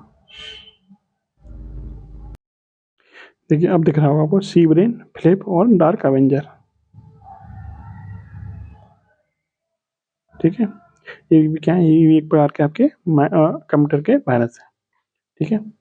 नेक्स्ट क्वेश्चन देखिए, sine theta, cosec theta, tan theta और कॉट थीटा का मान क्या होता है। देखिए आपको कुछ चीज़ें नोट कर लेनी है, जैसे कि आपको एक तो नोट करना है कि साइन स्क्वायर थीटा प्लस के कॉस स्क्वायर थीटा इसके बराबर होता है, ये आपका 1 के बराबर होता है, ठीक है। दूसरा sign theta into cosec theta, ये भी किसके बराबर होता है, तो 1 के बराबर होता है। तीसरा tan theta into cot theta, ये भी किसके बराबर होता है, तो 1 के बराबर ही होता है। क्लियर। यानी कि sine square theta plus cos square theta 1, sine theta into cosec theta बराबर 1, और tan theta into cot theta बराबर 1। अब इसको देखिए, ये sine theta into cosec theta 1 के बराबर होता है, तो यहाँ 1 आ जाएगा, into tan theta into cot theta 1 के बराबर होता है, तो यहाँ पे 1 आ जाएगा, बटे में sign square theta plus cos square theta 1 के बराबर होता है, यहाँ पे भी आपका 1 आ जाएगा। तो 1 इंटू 1 1, 1/1 कितना होगा, 1। इसका आंसर कितना बनेगा, इसका आंसर बनेगा आपका 1। ऐसा युग्म चुनिए जो बाकी से भिन्न है। 70, 80, 54, 64, 22, 32 या फिर 21, 24। तो इसमें भिन्न कौन सा हो जाएगा? तो इसमें भिन्न हो जाएगा आपका ऑप्शन नंबर डी। क्यों भिन्न हो जाएगा? क्योंकि बाकी सब में आपका 10-10 का अंतर है, जबकि यहाँ पे आपका सिर्फ 3 का अंतर है। ठीक है। अंतर्राष्ट्रीय श्रम संगठन का मुख्यालय कहाँ पर है? तो मैंने आपको बता रखा है, ILO का मुख्यालय कहाँ पर है? ILO का मुख्यालय आपका जिनेवा में है।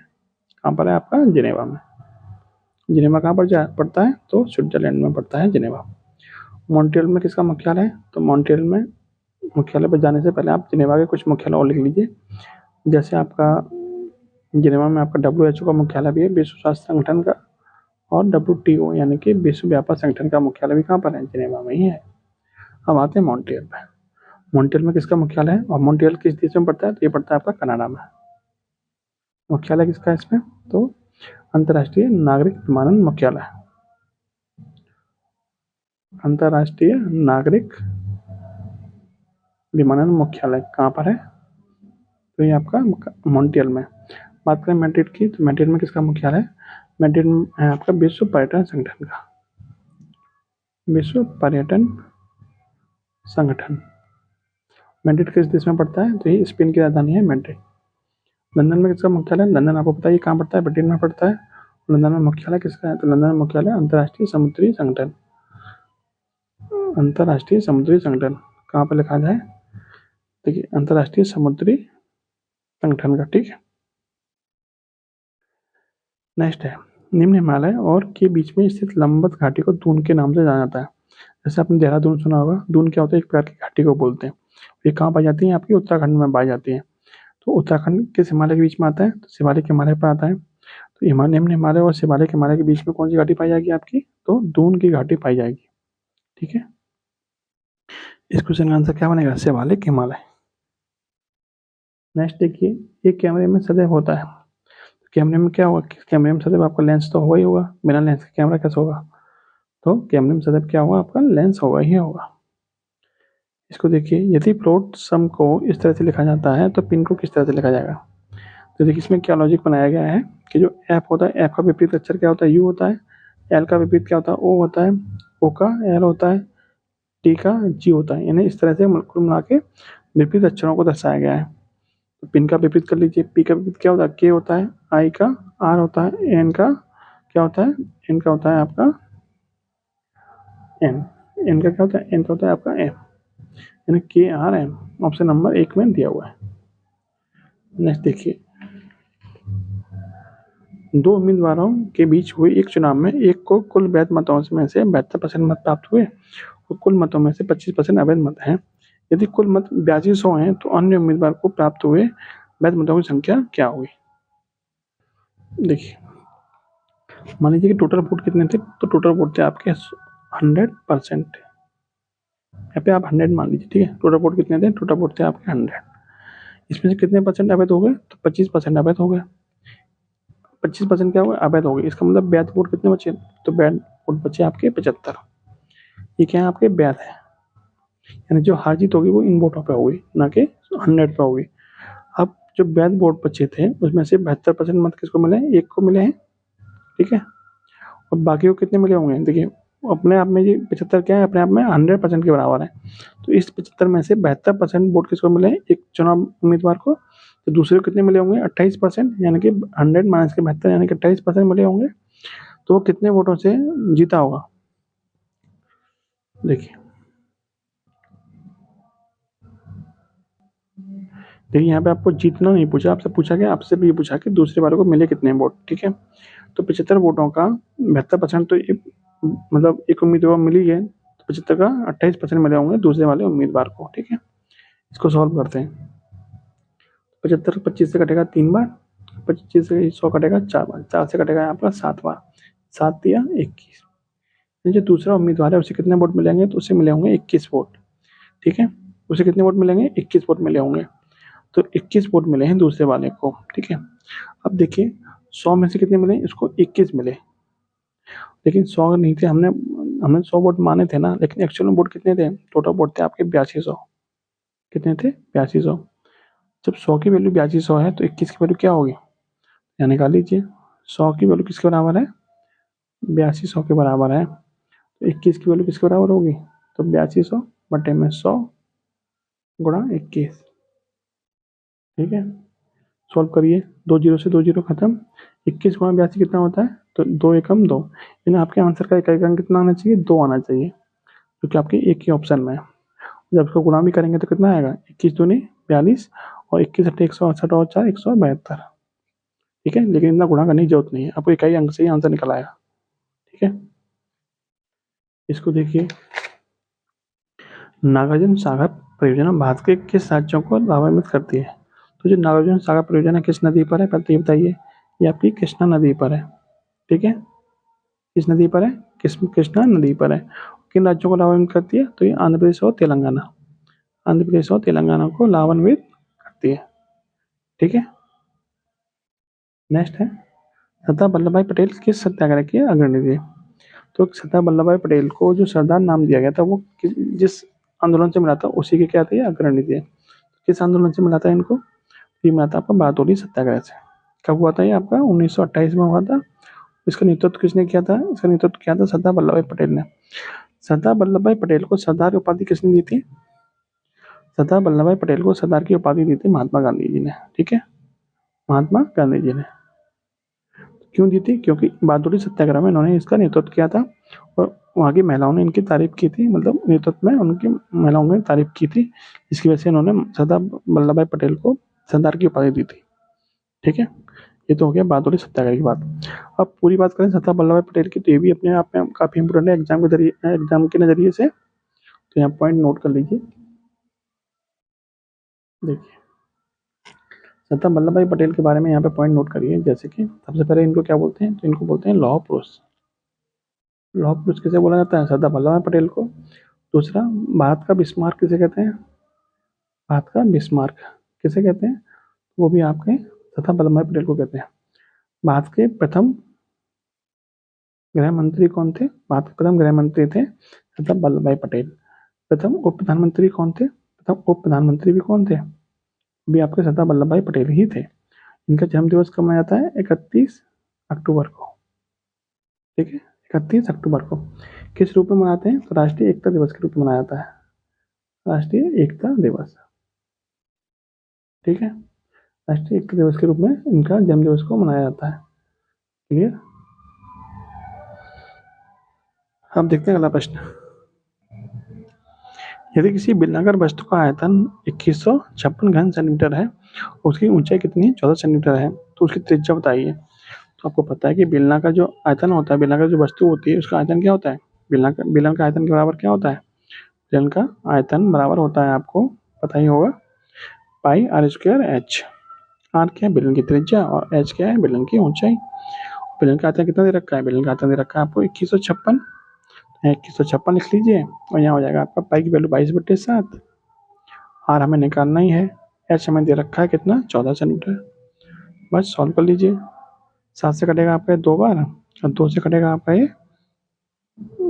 2 एकम 2, 2 सत्ते 14, और आपका कितना बचा, 2 अट्ठे 16 ही। ठीक है, अब 11 से काटिए, आपका 2 बार कटेगा यहाँ पे, और 11 से कटेगा आपका 11 नंबर 99, 11 अट्ठे 88, 2 से फिर काट दीजिए, कितना कटेगा, 49 बार। ठीक है, तो इधर कितना बचेगा, इधर बचेगा आपका 49, इधर कितना बचेगा, आर स्क्वायर। तो आर स्क्वायर बराबर 49 है, तो आर बराबर कितना मिल जाएगा, 149, यानी कि 7। तो त्रिज्या हमें कितनी मिल गई, त्रिज्या में मिल गई 7 सेंटीमीटर। ठीक है, कार बी से 20 मील पीछे है, जो कि उस रूट तथा उस दिशा में यात्रा कर रही है जिसमें कार ए यात्रा कर रही है। कार ए 58 मील प्रति घंटे की चाल से चल रही है, और कार बी 50 मील प्रति घंटे की चाल से चल रही है। कार ए को कार बी से 8 मील दूरी आगे जाने में कितना समय लगेगा। देखिए, आपसे बोला है कि यहाँ पे मान लीजिए कोई कार ए है, यहाँ पे कोई कार बी है, जो किस दिशा में चल रही है, दोनों एक ही दिशा में चल रही है। ये किस स्पीड से चल रही है, तो ये आपकी 58 किलोमीटर प्रति घंटा की स्पीड से चल रही है, ये 50 किलोमीटर प्रति घंटा की स्पीड से चल रही है, और दोनों के बीच की दूरी कितनी है, तो 20 मील की दूरी है। कितनी दूरी है, 20 मील की दूरी है। ठीक है, अब क्या कह रहा है कि ये आपसे बोला कि जो ए है वो बी से कितने घंटे के बाद 8 मील और आगे निकल जाएगी, 8 मील और आगे निकल जाएगी। अब यहाँ पे समझने वाली बात ये है कि जब ये दोनों एक ही दिशा में चल रही हैं तो इनकी सापेक्षिक चाल क्या बनेगी? सापेक्षिक चाल बनेगी आपकी 58 माइनस के 50 यानी कि 8 किलोमीटर प्रति घंटा। इसका मतलब जब ए बी को पार कर रही होगी, यहाँ पे ए बी को इसी दिशा में चल रही होगी तो किस चाल से चल रही होगी? तो 8 किलोमीटर प्रति घंटा की चाल से चल रही होगी। अब इन दोनों के बीच की दूरी कितनी है? तो 20 तो यहाँ से पहले से थी, 8 किलोमीटर और आगे निकलना है। दूरी कितनी बन जाएगी? 20 + 8 यानी कि 28 किलोमीटर। ठीक है, या फिर सॉरी 28 मील, क्योंकि मील में दे रखा है, ये भी आपका मील में ही आएगा यहाँ पे। ठीक है, अब पूछा क्या? समय पूछा है, तो समय बराबर क्या होता है? समय बराबर होता है दूरी बट्टे चाल। समय बराबर दूरी बट्टे चाल। और दूरी कितनी दे रखी है? 28 मील, और चाल दे रखी है आपकी 8 मील प्रति घंटा। 28 में जब हम 8 से भाग करेंगे कितना आएगा? 3.5 घंटे। ठीक है, ऑप्शन नंबर डी। नेक्स्ट है, अंग्रेजी वर्णमाला में आपके दाएं 5वें अक्षर के बाईं ओर 15वां अक्षर कौन सा होगा? तो दाएं से 5वें अक्षर के फिर बाएं जाना है 15वां अक्षर। इसका मतलब दाएं से कितना अक्षर हो गया? 5 + 15, यानी दाईं ओर से 20वां लेटर। दाईं ओर से 20वां लेटर क्या होगा? तो बाईं ओर से यदि हमें निकालना है तो हम क्या करेंगे? 27 में से जो निकल के आए उसे हटा दीजिए, कितना जाएगा? 7।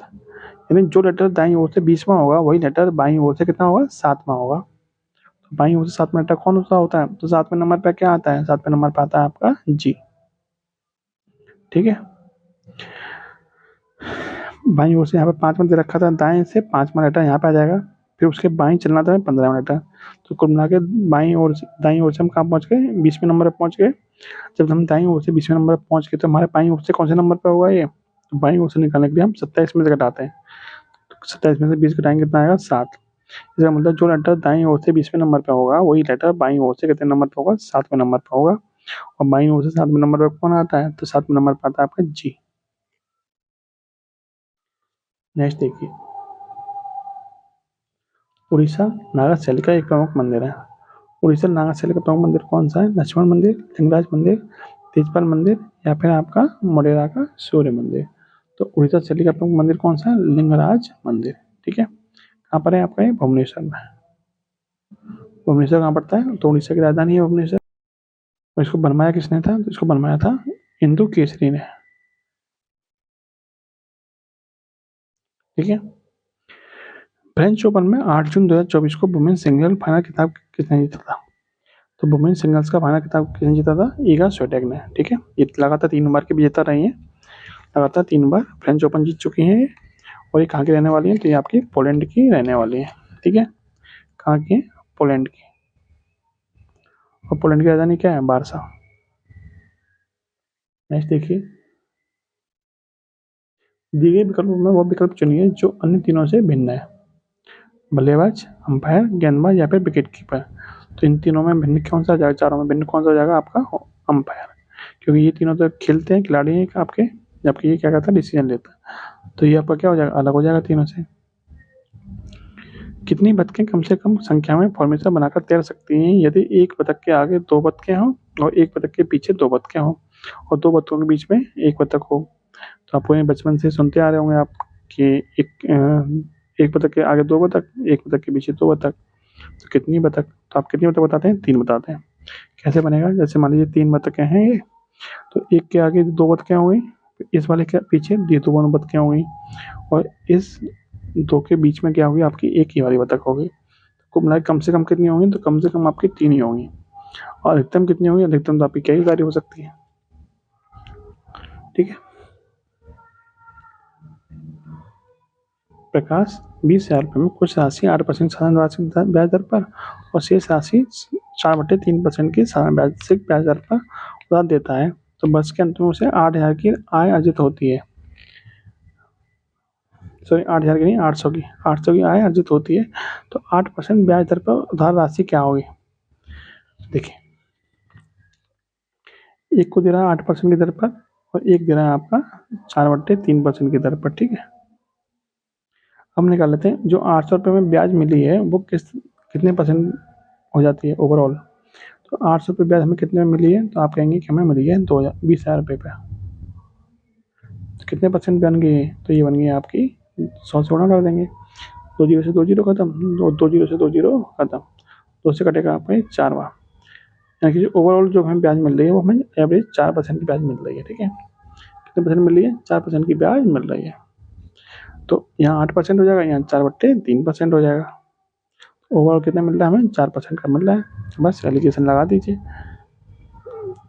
इस तरीके से। तो 8 में से 4 का कितना बचेगा? 4 बचेगा, और यहाँ पे आपका 4 माइनस के 4/3%। ठीक है, तो 4 3 12 माइनस के 4 कितना हो जाएगा? 8/3। ऐसा कितना हो जाएगा आपका? 4। ठीक है, ये क्या यहाँ पे आपका अनुपात का चिन्ह है। ठीक है, इसको काटिए, 4 से कटेगा आपका 1 बार, 4 से कटेगा आपका 2 बार, तो यहाँ आपका 2 बचेगा और 3 एकम 3। किस अनुपात में जो आपका धन लगाया गया है 20,000 वो किस अनुपात में लगाया गया है? तो 2:3 में लगाया गया है। इसका मतलब जो 8,000 वाली राशि है वो 2 लगाई गई है, और 4/3% वाली जो राशि है वो 3 लगाई गई है। लेकिन कुल राशि है कितनी? तो कुल राशि आपकी 20,000 है, जबकि कुल भाग कितना है? 2 3 5। 5 की वैल्यू किसके बराबर दे रखी है आपको? 20,000 के बराबर दे रखी है। तो 1 की वैल्यू कितनी हो जाएगी? 1 की वैल्यू हो जाएगी आपकी 20,000/5, यानी कि 4,000। ठीक है, 1 की वैल्यू 4,000 है। पूछा क्या है आपसे? पूछा है आपसे 8% वाला। तो 8% वाला कितना है? 2 हिस्सा है, तो 2 की वैल्यू कितनी हो जाएगी? 2 की वैल्यू हो जाएगी 4 का डबल, यानी कि 8,000। ठीक है, ऑप्शन नंबर डी।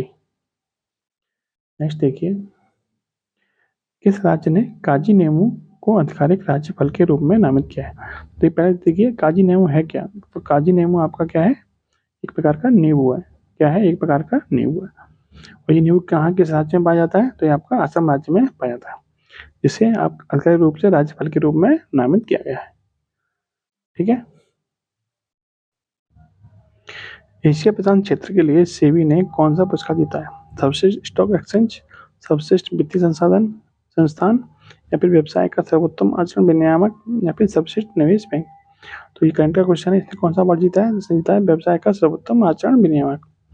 बात करें सेबी की, तो सेबी की स्थापना कब हुई थी? 1988 में। इसके लिए एक्ट कब आया था? तो इसके लिए एक्ट आया था 1992 में। ठीक है, और सेबी की वर्तमान में भी हेड कौन है?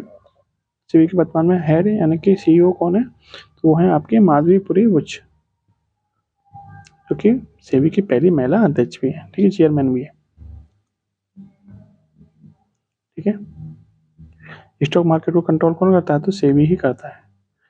इसको देखिए क्वेश्चन को, एक आदमी 3% वार्षिक देय साधारण ब्याज पर राशि उधार लेता है, तत्काल उसे छमाही देय 5% वार्षिक चक्रवृद्धि ब्याज पर उधार दे देता है। ठीक है, 3% साधारण ब्याज पर लेता है, फिर 5% की चक्रवृद्धि ब्याज पर छमाही जो कि देय है उधार दे देता है, तो उसे 330 रुपये का क्या होता है? लाभ होता है। तो उसके द्वारा उधार ली गई राशि क्या होगी? देखिए आपको यहाँ पे ये समझना है पहले कि आपको 330 रुपये मिल रहे हैं वो हमें अधिक क्यों मिल रहे हैं? क्योंकि पहले हमारा ब्याज 3% था, उसके बाद हमारा ब्याज कितना हो गया? 5%। वो भी आपका क्या है? छमाही है, तो 5% से भी ज़्यादा बैठेगा, और ज़्यादा कितना बैठेगा वो हम निकालेंगे अभी। ठीक है, पहले आप ये समझिए कि जब हम छमाही जब निकालते हैं चक्रवृद्धि ब्याज को, तो दर हमारी क्या हो जाती है? आधी हो जाती है। तो 5 क्या होता है? 5% दर थी पहले, अब दर कितनी हो जाएगी आपकी? 2.5%, यानी कि दर क्या हो जाएगी आपकी? आधी। और समय क्या हो जाएगा? डबल। यानी एक साल में छमाही कितने होते हैं? तो छमाही होते हैं 2, तो समय आपका डबल हो जाएगा, और दर क्या हो जाएगी हमारी? आधी हो जाती है। ठीक है, अब 2.5% की दर से इफेक्टिव जो रेट बनेगा वो कितना बनेगा? तो 2.5% की दर से इफेक्टिव रेट कितना बनेगा एक साल के लिए? तो 2.5 इंटू 2.5/100 इस तरीके से निकालते हैं, आपने पढ़ाई होगा। और यानी x प्लस x बटे में 100। ठीक है, इसको सॉल्व कर लीजिए। 2.5 + 2.5 कितना हो जाएगा? 5 प्लस 25 पॉइंट हटाएंगे यहाँ से पॉइंट हटाएंगे, कितना आ जाएगा बटे में? 2 जीरो और आ जाएंगे। 25 का वर्ग कितना होता है? 425 होता है, बटे में कितना आ जाएगा आपका? 1000, सॉरी 10,000। ठीक है, यहाँ मिल जाएगा आपको 5, और यहाँ मिल जाएगा आपको 10,000 का भाग करेंगे तो 0.0625। इसमें जोड़ लीजिए, कितना आ जाएगा आपका? ये 5.0625। ठीक है, यानी कि 5% की जब वार्षिक चक्रवृद्धि ब्याज लगेगी तो इफेक्टिव जो दर बनेगी एक साल की वो कितनी बनेगी? 5.0625 0.625% की दर बनेगी, ठीक है। लेकिन साधारण ब्याज पे कितनी दर बनेगी? साधारण ब्याज पे बन रही है 3% की दर। कितना अधिक बन रही है? तो आप कहेंगे 5%, 5.0625% माइनस के 3, तो इसमें से इसको घटाएंगे तो कितना बचेगा? 2.0625% एक्स्ट्रा, यानी इतना एक्स्ट्रा ब्याज आपको मिल रहा है चक्रवृद्धि साधारण ब्याज से चक्रवृद्धि ब्याज में जाने पर 1 साल पर, जिसकी वजह से क्या हो रहा है? जिसकी वजह से आपको 330 रुपये एक्स्ट्रा मिल रहा है। तो ये 330 रुपये एक्स्ट्रा क्यों मिल रहा है? 2.0625% ब्याज एक्स्ट्रा मिलने की वजह से, ठीक है। तो 2.0625% की वैल्यू कितनी है? 330। तो 100% की वैल्यू कितनी होगी? 100% क्या होता है? अपने आप में पूरा धन माना जाता है, तो पूरा धन कितना होगा? पूरी राशि कितनी होगी? 100%। तो 100% की वैल्यू कितनी हो जाएगी? 330 बटे में 2.0625 गुणा 100। यहाँ से पॉइंट हटाएंगे तो ऊपर कितने गुणा हो जाएगा? 1 2 3 4, 4 जीरो और लग जाएंगे इस तरह से, ठीक है। अब इसको सॉल्व कर लीजिए। देखिए इसको सॉल्व करेंगे, 25 से काटिए, पहले 25 से ही कटेगा आपका 4 बार, 25 इसको काटिए, 25 अट्ठे 200, 6 बचे, 25 दूनी 50 और 2 बचेंगे, 25 एकम 25, ठीक है। उसके बाद 11 से काटिए, 11 से कटेगा ये 30 बार, 11 से कटेगा आपका ये 11 सत्ते 77, सॉरी यहाँ पे कुछ गड़बड़ हुआ है, 4 से काटेंगे 4 पंजे, सॉरी 25 से काटा था, 4 बार काटा था, 25 से काटे 25 अट्ठे 200, 6 बचेंगे, 25 दूनी 50, 12 बचेंगे, 25 पंजे 125। अब देखिए 11 से कटेगा आपका ये 30 बार, 11 से कटेगा 11 सत्ते 77, 7 बचे, सॉरी 5 बचेंगे ना, 11 से 70, 5 11 पंजे 55, ठीक है। अब देखिए 15 से कटेगा आपका ये 2 बार, 15 से कटेगा आपका ये 5 बार, यहाँ तक कोई दिक्कत नहीं। और 5 से कटेगा आपका ये 2012। अब ऊपर कितना बचा? 2 बचा, 2000 बचा और आपका 4 बचा, तो 2 गुणा 2000 गुणा 4, 4 दूनी 8 दूनी 16,000, ठीक है। कुल राशि कितनी होगी? कुल राशि होगी आपकी 16,000। Option number 1। 3 क्रमांक विषम संख्या का योग 33 है, सबसे बड़ी संख्या बताइए। मान लीजिए कोई तीन क्रमांक संख्या इस तरह से है जिनका योग कितना है? 33 है। जब योग 33 है तो उनका औसत कितना होगा? तो उनका औसत तो क्या होता है? योग बटे संख्या, तो संख्या में 3 से भाग करने कितना जाएगा? 11। तो जो औसत होता है वो हमारी बीच वाली संख्या होती है, तो बीच में हमारी संख्या कितनी मिल जाएगी? 11 मिल जाएगी। अब आपको पता ही है कि जो दो क्रमांक जो विषम संख्या होती है उनमें कितने का अंतर होता है? तो 2 का अंतर होता है। इसका मतलब इससे अगली वाली संख्या कितनी होगी? 13 होगी। इससे पिछली वाली संख्या कितनी होगी? तो 9 होगी। इसका मतलब सबसे बड़ी संख्या हमारी कितनी मिल गई? 13 मिल गई, ठीक है। कौन सी उत्तर आकृति प्रश्न आकृति के प्रतिरूप को पूरा करेगी? देखिए इसमें कौन सा फिट बैठेगा? तो आपका गोला का आना चाहिए, इस कोने पर आना चाहिए, जो कि आप इसको पूरा करेगा, जो कि आपको सिर्फ एक ही ऑप्शन में है, ठीक है। बाकी इसका इसमें है, इधर नीचे है, यहाँ इधर है, कि आपको सिर्फ एक ही है जो इसको फिट बन रहा है, ठीक है। देश की पहली इंजन रहित semi high speed train Vande Bharat express निम्न में से किन 2 स्टेशनों में भी शुरू की गई है? वंदे भारत ट्रेन कहाँ किस किस के बीच में शुरू की गई है? तो दिल्ली से वाराणसी के बीच में, ठीक है। नई दिल्ली से वाराणसी के बीच में शुरू की गई है। कब शुरू की गई थी? 2019 में, ठीक है। वर्तमान में रेल मंत्री कौन है? आपको कमेंट बॉक्स में बताना है। वर्तमान में रेल मंत्री कौन है ये आपको कमेंट बॉक्स में बताना है। इस क्वेश्चन को देखिए, अगले बार क्वेश्चन को, भारत ने किस देश के लिए अंडे, आलू, प्याज, चावल, गेहूं, आटा, चीनी और दाल जैसी आवश्यक वस्तुओं के निर्यात पर लगा प्रतिबंध हटा दिया? देखिए अभी लगभग 5-6 महीने पहले क्या हुआ था कि जो भारत और मालदीव के बीच में क्या है, संबंध खराब हो गए थे, तो जिसकी वजह से प्रतिबंध लगा दिया था। अब क्या है, प्रतिबंध हटा दिया गया है। तो वो देश कौन सा था? वो आपका मालदीव देश था, ठीक है। नेक्स्ट देखिए, यदि एक दर्पण का एम रेखा पर रखा जाए, यदि एक दर्पण को एम रेखा पर रखा जाए, यानी यहाँ पर दर्पण रखा हुआ है, इसका दर्पण प्रतिबिंब बनाना है। तो इसका दर्पण प्रतिबिंब किस तरह से बनेगा? तो जो नीचे वाली संख्या होगी ऊपर पहुंच जाएगी। आप इसको इस तरह से देखिए कैसे बनेगा आपका, जो नीचे वाली संख्या है वो किधर पहुंच जाएगी? आपकी ऊपर पहुंच जाएगी। इस तरह से दिखेगा ये तीर, इस तरह से जो तीर ऊपर, जो आपका जीरो ऊपर है वो जीरो आपको कहाँ दिखाई देगा, वो जीरो आपको नीचे दिखाई देगा, ठीक है। और ये जो रेखा है ये आपकी कहाँ दिखाई देगी, ये आगे दिखाई देगी आपकी इस तरीके से ऊपर जाएगी, तो इस तरीके से, ठीक है। और जीरो आपको कहाँ दिखाई देगा, जीरो आपको यहाँ पर दिखाई देगा। अब देखते हैं ऐसा ऑप्शन किस में है। देखिए जो मैंने बनाया था वैसा ऑप्शन किस में है, वैसा ऑप्शन आपका 2 में दिया हुआ है। यही आपका क्या है, दर्पण प्रतिबिंब है। अगला क्वेश्चन है, दी गए चित्र में कितने आयत हैं, इसमें आयत कितने हैं, आपको कितने आयत हैं, ठीक है। तो ये वैसे तो आपका प्रत्येक वर्ग भी क्या होता है, प्रत्येक वर्ग भी आपका आयत ही होता है। यदि हम इसको वर्गों के हिसाब से देखेंगे तो इसमें बहुत सारे आपके क्या बनेंगे, आयत बनेंगे, लेकिन ऑप्शन में आपके क्या है, कम ही दे रखे हैं। तो वो आपको क्या करना है, दो जोड़ों को आप मिला के आयत बना सकते हैं, ठीक है। तो देखिए एक आयत तो आपका ये बन जाएगा इस तरीके से, एक ये हो गया, एक ये हो गया 2, एक ये हो गया आपका 3, ठीक है। उसके अलावा एक बन गया आपका ये 4, 4 तो आपको ये क्लियर दिखाई दे रहे होंगे। इसके अलावा यदि हम बात करें यहाँ से यहाँ तक 5, यहाँ से यहाँ तक 6 और यहाँ से यहाँ तक पूरा 7। अब हमने इधर से शुरू किया था, अब इधर से शुरू करते हैं। यहाँ से यहाँ तक 8 और यहाँ से यहाँ तक 9, ठीक है, ठीक है। तो इसमें एक और रह गया आपका यहाँ से यहाँ तक 10।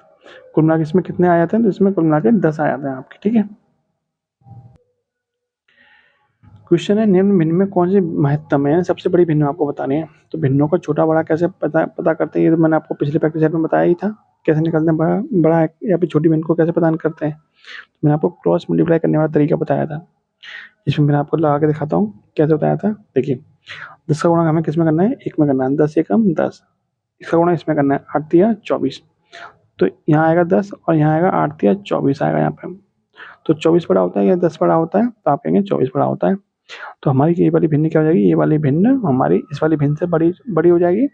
तब चाहिए क्या, हमें बड़ी वाली चाहिए, तो इस भिन्न को आप यहीं पे छोड़ दीजिए, ठीक है। अब इन दोनों की तुलना करिए, तो 20 तिया 60 और 10 चौका 40। अब क्या 40 बड़ा होता है, 60 बड़ा होता है, 60 बड़ा होता है, इसका मतलब ये वाली भिन्न भी इससे छोटी है, तो इस वाली भिन्न को भी यहीं छोड़ दीजिए। अब इसकी तुलना इससे करिए, 6 तिया 18 और 10 एकम 10, यहाँ पे 10 आ रहा है, यहाँ पे कितना आ रहा है, 18 आ रहा है।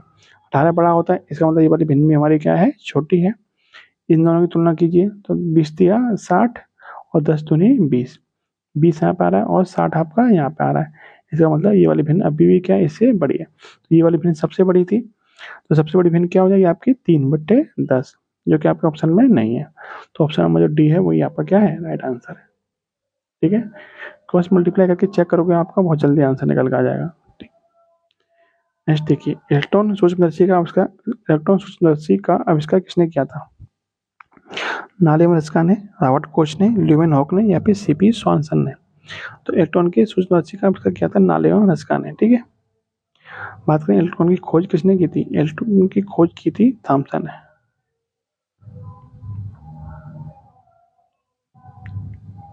ठीक है, जे थॉमसन ने, क्लियर। नेक्स्ट देखिए, सभी मूल बलों में सबसे दुर्बल बल कौन सा है, सबसे दुर्बल बल कौन सा है, गुरुत्वीय बल, स्थिर वैद्युत बल, चुंबकीय बल या फिर नाभिकीय बल। तो सबसे दुर्बल बल कौन सा है, वो है आपका गुरुत्वीय बल, ठीक है। और गुरुत्वीय बल हर एक वस्तु पर लगा होता है, ब्रह्मांड में जितनी वस्तुएं एक दूसरे पर गुरुत्वीय बल लगा रही हैं, ठीक है। सबसे कमजोर बल आपका यही है। इसको देखिए, 3 संख्याओं एक्स वाई और जेड का औसत कितना है, एक्स वाई है, तब जेड किसके बराबर होगा। तो आपको पता है औसत बराबर क्या होता है, कुल योग बटे संख्या। तो 3 संख्या है तो इनका औसत बराबर क्या हो जाएगा, औसत जो दे रखा है आपको एक्स वाई के बराबर, तो एक्स वाई बराबर हो जाएगा X plus Y plus Z बटे में 3, ठीक है।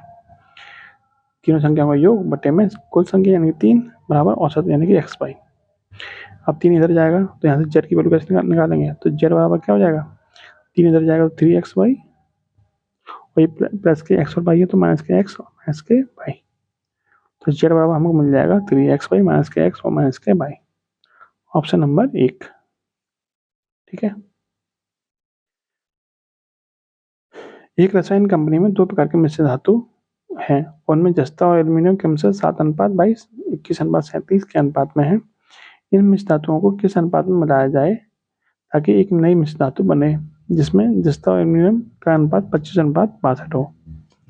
देखिए एलिगेशन मेथड से निकालेंगे इस क्वेश्चन को। पहली जो मिश्र धातु है उसमें जस्ता कितना है, किसी एक को ले लीजिए आप, चाहे जस्ता ले लीजिए चाहे एल्यूमिनियम ले लीजिए, ठीक है। तो जो आपकी पहली मिश्र धातु है उसमें जस्ता कितना है, तो आप कहेंगे 7 है, और एल्यूमिनियम कितना है, तो एल्यूमिनियम 22 है। यदि पूरी मिश्र धातु में जस्ता कितना है, तो आप कहेंगे 7/29 है, ठीक है। यानी 7 और 22 29, 29 में से जस्ता कितना है, तो आप कहेंगे 7 है।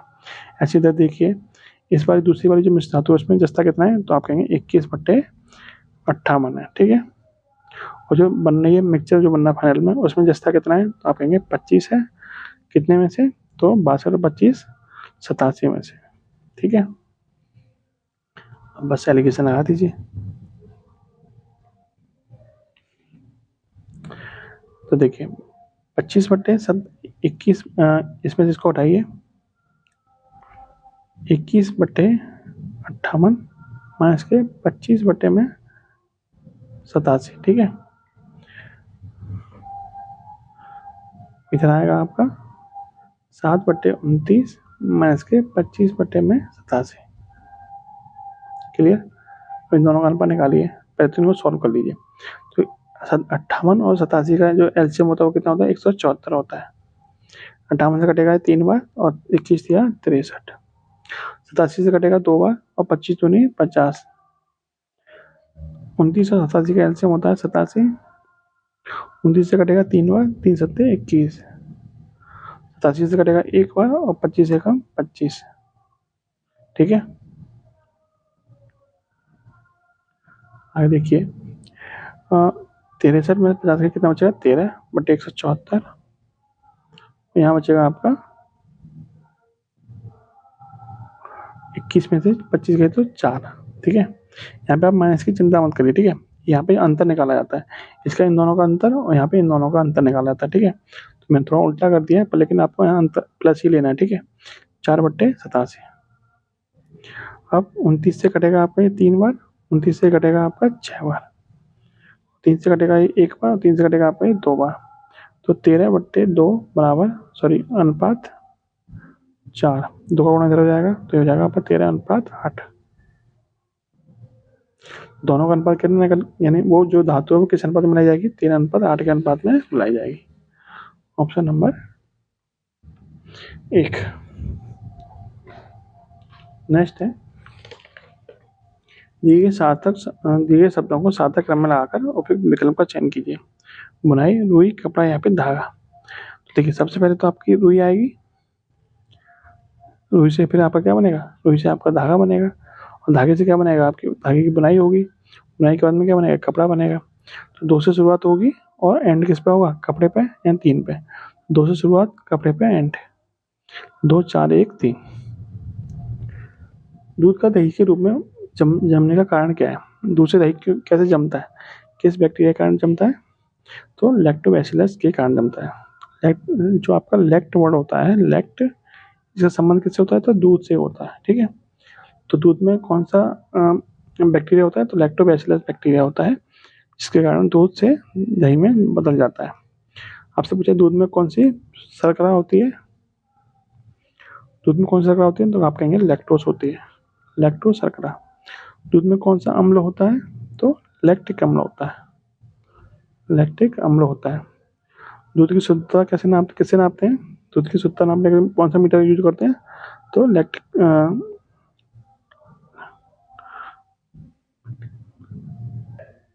लैक्टोमीटर, लैक्टोमीटर, ठीक है। दूध की शुद्धता नापने के लिए कौन से मीटर का यूज करता है, तो लैक्टोमीटर। दूध में कौन सा अम्ल होता है, लैक्टिक अम्ल। दूध की शर्करा कौन सी होती है, लैक्टोस होती है। यानी लैक्ट वर्ड आपका दूध के लिए ही यूज होता है, ठीक है। आप देखते हैं अगला प्रश्न, निम्न में कौन सा आभासी बल है, अपकेंद्र बल, अपकेंद्री बल, अपकेंद्री बल या फिर प्रबल नाप के बल। आभासी बल किसको बोलते हैं, स्यूडो फोर्स। स्यूडो फोर्स कौन सा होता है, अपकेंद्री बल। अपकेंद्री बल आपका स्यूडो फोर्स होता है, ठीक है। जो आपको ये लगता है कि मतलब कोई एक बल कार्य कर रहा है आपके ऊपर, लेकिन एक्चुअल में वो होता नहीं है। नेक्स्ट है निम्नलिखित में कौन सा आरेख हाथी, छिपकली और सरीसृप के बीच में संबंध दर्शाता है। तो आपको पता है कि हाथी और छिपकली अलग अलग होते हैं, लेकिन जो छिपकली होता है वो क्या होता है, सरीसृप होता है। यानी कि ये आपका अंदर छिपकली हो गया, ये आपका सरीसृप हो गया, लेकिन हाथी का हो जाएगा आपका अलग हो जाएगा। तो आपका यही जो दूसरा नंबर वाला है ये आपका सही संबंध दर्शा रहा है। तर्क वाला क्वेश्चन आ गया आपका। तब पहले कथन दे रखा है आपको, क्या भारत में पटाखों के उत्पादन पर पूर्णतः प्रतिबंध लगाना चाहिए या प्रतिबंध होना चाहिए? इसके पीछे क्या तर्क हो सकते हैं? नहीं, यह हजारों श्रमिकों को रोजगार रहित कर देगा। बात बिल्कुल सही है। हाँ, पटाखा निर्माता बड़े बड़े पैमाने पर बाल श्रमिकों का इस्तेमाल करते हैं। देखिए, बाल श्रमिकों का इस्तेमाल करते हैं, इसका मतलब ये थोड़ी फैक्ट्रियों को बंद कर देंगे। बाल श्रमिकों पर रोक लगानी चाहिए, फैक्ट्रियों को थोड़ी बंद करनी चाहिए। तो ये आपका तर्क मजबूत नहीं है। तो केवल एक ही तर्क आपका क्या है, मजबूत है। दो संख्याओं का योग 50 है। इन संख्याओं का लघुत्तम समर्थक और महत्तम समर्थक क्रमशः 5 और 180 है। तो संख्याओं के व्युत्क्रमों का योग बताइए। देखिए, हम थोड़ा उल्टा कर दिया इसने। संख्याओं का पहला आएगा मासा, क्योंकि मासा लासा आपका 5 नहीं हो सकता और मासा आपका 180 नहीं हो सकता। मासा में से छोटा होगा, तो इसको आप 5 मान लीजिए और इसको आप 180 मान लीजिए। ठीक है, इस तरीके से ठीक है। मान लीजिए आपकी दो संख्या आपकी कोई क्या है, x और y है। पूछा कि इनके व्युत्क्रमों का योग। तो इसका व्युत्क्रम क्या हो जाएगा, 1/x। इसका क्या हो जाएगा, 1/y। दोनों का योग कर देंगे तो x प्लस वाई ऊपर आ जाएगा और नीचे क्या जाएगा, एक्स वाई। ठीक है, यानी ये वैल्यू आपको निकालनी है। तो आपको एक चीज़ पता होनी चाहिए कि जो संख्याओं को लासा, दो संख्याओं को लासा और मासा जो होता है वो संख्याओं के गुणनफल के बराबर होता है। संख्याओं के गुणनफल के बराबर। तो संख्या का गुणनफल क्या है आपका, एक्स बाई है। तो एक्स बाई की जगह हम क्या लग सकते हैं, दोनों के लासा और मासा का गुणनफल।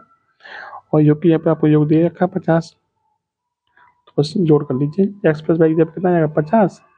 और एक्स वाई की जगह क्या जाएगा, लासा और मासा का गुणनफल, यानी कि 5 गुणा 80।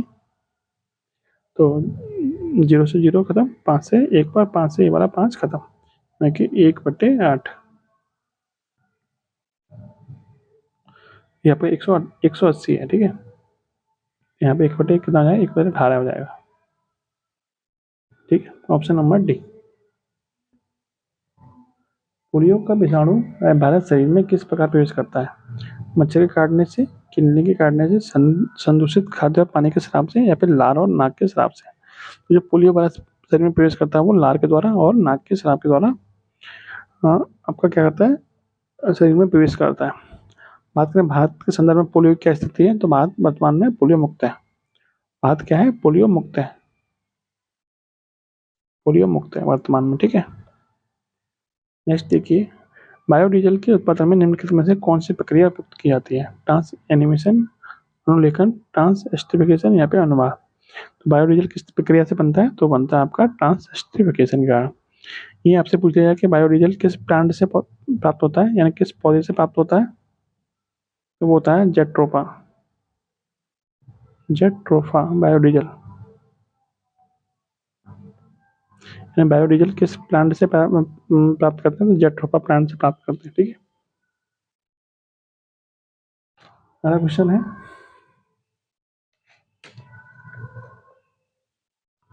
तीन संख्याओं का योग 174 है। दूसरी और तीसरी संख्या का अनुपात 9:16 है और पहली और तीसरी का अनुपात कितना है, 1:4 है। तो दूसरी संख्या बताइए। ये तीन संख्या है आपकी, दूसरी, तीसरी और आपकी पहली। ठीक है, इसी क्रम में दे रखे हैं, तो इसी क्रम में मैंने लिखा भी है।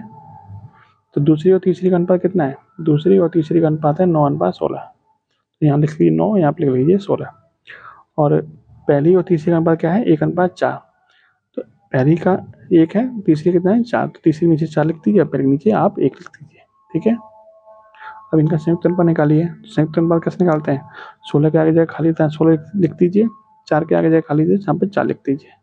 ठीक है, ये कितना हो जाएगा, 9 चौक 36, 9 × 4 36, 16 × 4 64, 16 कम 16। ठीक है, यानी दूसरी संख्या वो 36, तीसरी आपकी 64 और पहली क्या है, 16।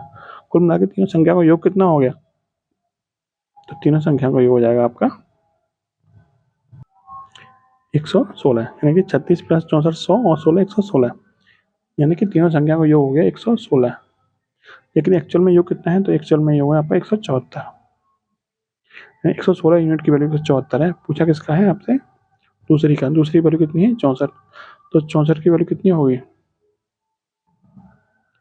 164 बट्टे में 116 गुणा 64।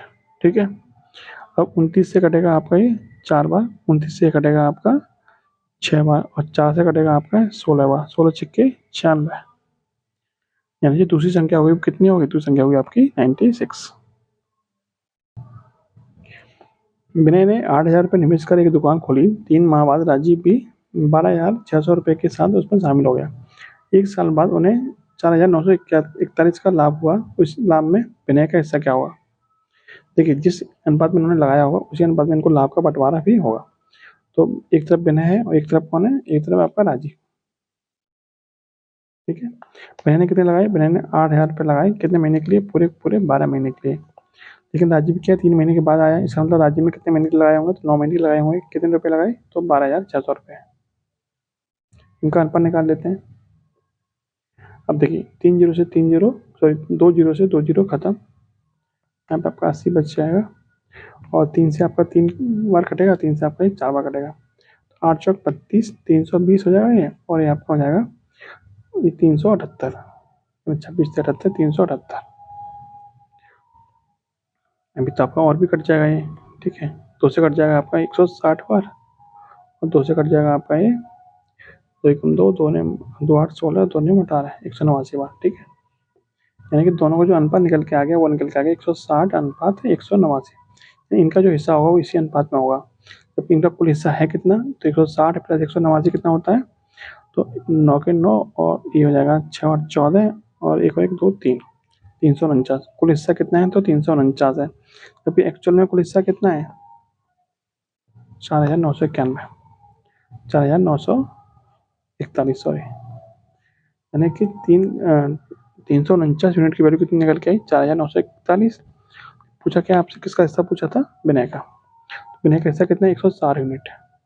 तो 160 यूनिट की वैल्यू कितनी होगी, ये हो जाएगी आपकी 4,941 बटे में 349 गुणा 160। देखिए, अब देखिए ये 349 है, ये आपका 4,941 है। अब ये आपस में कटेंगे नहीं, पूरा पूरा नहीं कटेंगे। ठीक है, ये क्या है आपका, पूरा पूरा नहीं कटेगा। आपका जो आंसर आएगा वो किस में आएगा, पॉइंट में आएगा। किस में आएगा, पॉइंट में आएगा। ऑप्शन चेक कर लीजिए, एक ही ऑप्शन ऐसा जो आपका पॉइंट में आ रहा है वही आपका क्या बनेगा, राइट आंसर। ठीक है, आपको देखो यहाँ पे कहीं लगभग भी नहीं दे रखा, आपको कहीं लगभग दे रखा है, यहाँ पर लगभग दे रखा होता तो हम मान सकते थे इनमें कोई ऑप्शन एक होगा। लगभग नहीं दिया, इसका मतलब ये आपका क्या बनेगा, राइट आंसर बनेगा। ठीक है, क्योंकि इसको सॉल्व करेंगे तो आपको ये पूरा कटेगा ही नहीं। अब कटेगा नहीं तो आपका आंसर किसमें आएगा, पॉइंट में ही आएगा। ठीक है,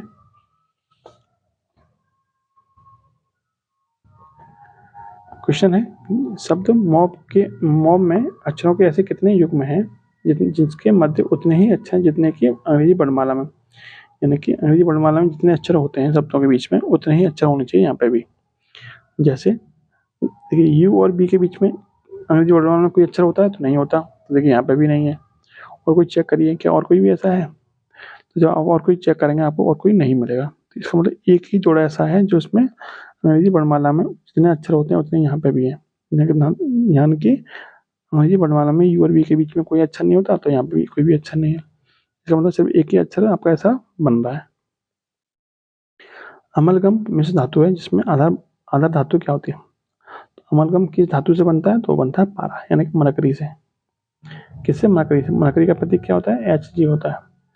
और बात करें मरकरी के बारे में, तो ये मरकरी एकमात्र ऐसी धातु है जो कमरे के ताप पर द्रव अवस्था में रहती है। ठीक है, यानी कमरे के ताप पर द्रव अवस्था में रहने वाली धातु कौन सी है, तो आपकी वो मरकरी ही है। क्लियर, ये आपका इंपॉर्टेंट क्वेश्चन है, ध्यान रखिएगा। नेक्स्ट है, निम्नलिखित में से केवल अदिश मात्रक चुनिए। अदिश राशि कौन सी होती है, वही राशियां जिनमें केवल जिसमें केवल परिमाण होता है, दिशा नहीं होती है, वो राशियां आपकी अदिश राशियां कहलाती हैं। जिसमें परिमाण भी हो और दिशा भी हो वो राशि क्या कहलाती है, आपकी सदिश राशियां कहलाती है। तो अदिश राशि इनमें से कौन सी हो जाएगी, ऊर्जा, संवेग, पर्याय, आगुण। तो अदिश राशि कौन सी हो जाएगी, आपकी ऊर्जा हो जाएगी। जबकि ये तीनों क्या है, आपकी सदिश राशियां हैं जिनमें परिमाण भी है और दिशा भी है, परिमाण प्लस दिशा। नेक्स्ट देखिए, कथन कह रहा है, क्या युवा उद्यमियों को रोजगार दिया जाना चाहिए, और तर्क कह रहा है हाँ, यह देश के औद्योगिक विकास में सहायक है। बिल्कुल सही बात है, हाँ, इससे रोजगार पर बोझ में कमी होगी। ये बात भी क्या है, आपकी सही है। इसका मतलब आपके दोनों तर्क क्या है, मजबूत है। तो जो ऑप्शन नंबर आपका डी है वो क्या है, आपका सही आंसर है। नेक्स्ट क्वेश्चन देखिए, यदि गुणा का अर्थ योग है और भाग का अर्थ घटाव है, प्लस का अर्थ गुणा है और माइनस का अर्थ क्या है, विभाजन है। देखिए इस तरह के क्वेश्चन मैंने आपको बहुत सारे कराए हैं, आपको यानी हर प्रैक्टिस सेट में आपको इस तरह क्वेश्चन आ रहा है। इस क्वेश्चन को आप करके बताइए कमेंट बॉक्स में कि इसका राइट आंसर क्या है, ठीक है। और ये वाला क्वेश्चन देखिए, 500 प्लस 4 गुणा एक्स क्वेश्चन मार्क का स्क्वायर बराबर 48 बट्टे में 0.2 का स्क्वायर में प्लस चिन्ह के स्थान पर क्या आएगा, यानी कि प्लस चिन्ह का मान बताना है। तो प्लस चिन्ह का मान निकाल लेते हैं, कितना आएगा। प्लस चिन्ह के स्थान पर मान लीजिए कि आप एक्स की वैल्यू, ठीक है। तो इसको आप देखिए, यहाँ जाएगा आपका 500, यहाँ हो जाएगा 4 गुणा एक्स का स्क्वायर, ठीक है। क्वेश्चन मार्क के स्थान पर हमने क्या मान लिया, एक्स मान लिया। इधर कितना है आपका 48 बटे में 0.2 का स्क्वायर मतलब 0.04, ठीक है। 0.2 का स्क्वायर कितना आता है, 0.04 आता है। यहाँ से पॉइंट हटाएंगे, यहाँ पे ऊपर कितना आ जाएगा, 2 जीरो और आ जाएंगे। यहाँ तक कोई दिक्कत नहीं। अब देखिए 4 से कितना कटेगा, तो 4 से कटेगा आपका 1212। इधर हो जाएगा आपका 500, यहाँ हो जाएगा आपका 4x स्क्वायर, इधर हो जाएगा आपका 1200। 500 इधर जाएगा माइनस के, तो 4x स्क्वायर बराबर 1200 माइनस के 500 यानी कि 700, ठीक है। अब एक्स स्क्वायर बराबर कितना मिल जाएगा आपको, तो एक्स स्क्वायर बराबर मिल जाएगा आपको 700 बटे में 4। 700 बटे में 4 कितना आता है, 700 बटे में 4 आएगा आपका 4 एकम 4, 3 बचेंगे, 4 सत्ते 28, फिर कितने बचेंगे, 2 बचेंगे, 4 पंजे 20, यानी 175, ठीक है। यदि एक्स स्क्वायर बराबर 175 है तो एक्स बराबर कितना होगा, अंडर में 175, 175 के हम टुकड़े कर सकते हैं कैसे, 25 गुणा 7। अब 25 का वर्गमूल कितना आता है 5, अंदर कितना रह जाएगा 7, ठीक है। तो एक्स बराबर कितना मिल जाएगा 5√7, ऑप्शन नंबर डी। हड़प्पा स्थलों में कांस्य नर्तकी की मूर्ति कहाँ से प्राप्त हुई है, तो मैंने आपको बताया हुआ था कहाँ से मिली है कांस्य नर्तकी, मोहनजोदड़ो से, ठीक है। और विशाल स्नानागार भी कहाँ से मिला है, विशाल स्नानागार वो कहाँ से मिला है, वो भी आपका मोहनजोदड़ो से ही मिला है। मोहनजोदड़ो की खुदाई किसने करी थी, तो वो करी थी आपकी राखाल दास बनर्जी ने, राखाल दास बनर्जी ने करी थी। और मोहनजोदड़ो क्या बोलते हैं, मेथकों का टीला बोला जाता है, मेथकों का टीला। इसके अलावा मोहनजोदड़ो किस नदी किनारे है, तो सिंधु नदी किनारे है। वर्तमान में कहाँ पर है, पाकिस्तान में, ठीक है। अगला प्रश्न देखिए, पारिस्थितिकी शब्द का सर्वप्रथम प्रयोग कब किया गया था। तो बात करें पारिस्थितिकी शब्द का, इसको बोलते हैं इकोलॉजी, ठीक है।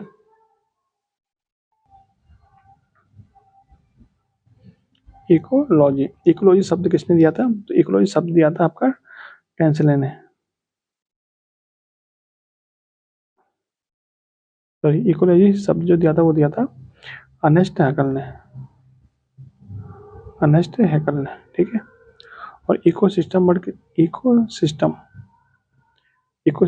किसने दिया था, वो दिया था टेंसले ने, ठीक है। ये दोनों अलग अलग शब्द हैं और आपको अलग अलग ध्यान रखना है, इकोलॉजी हैकल ने और इकोसिस्टम टेंसले ने, ठीक है।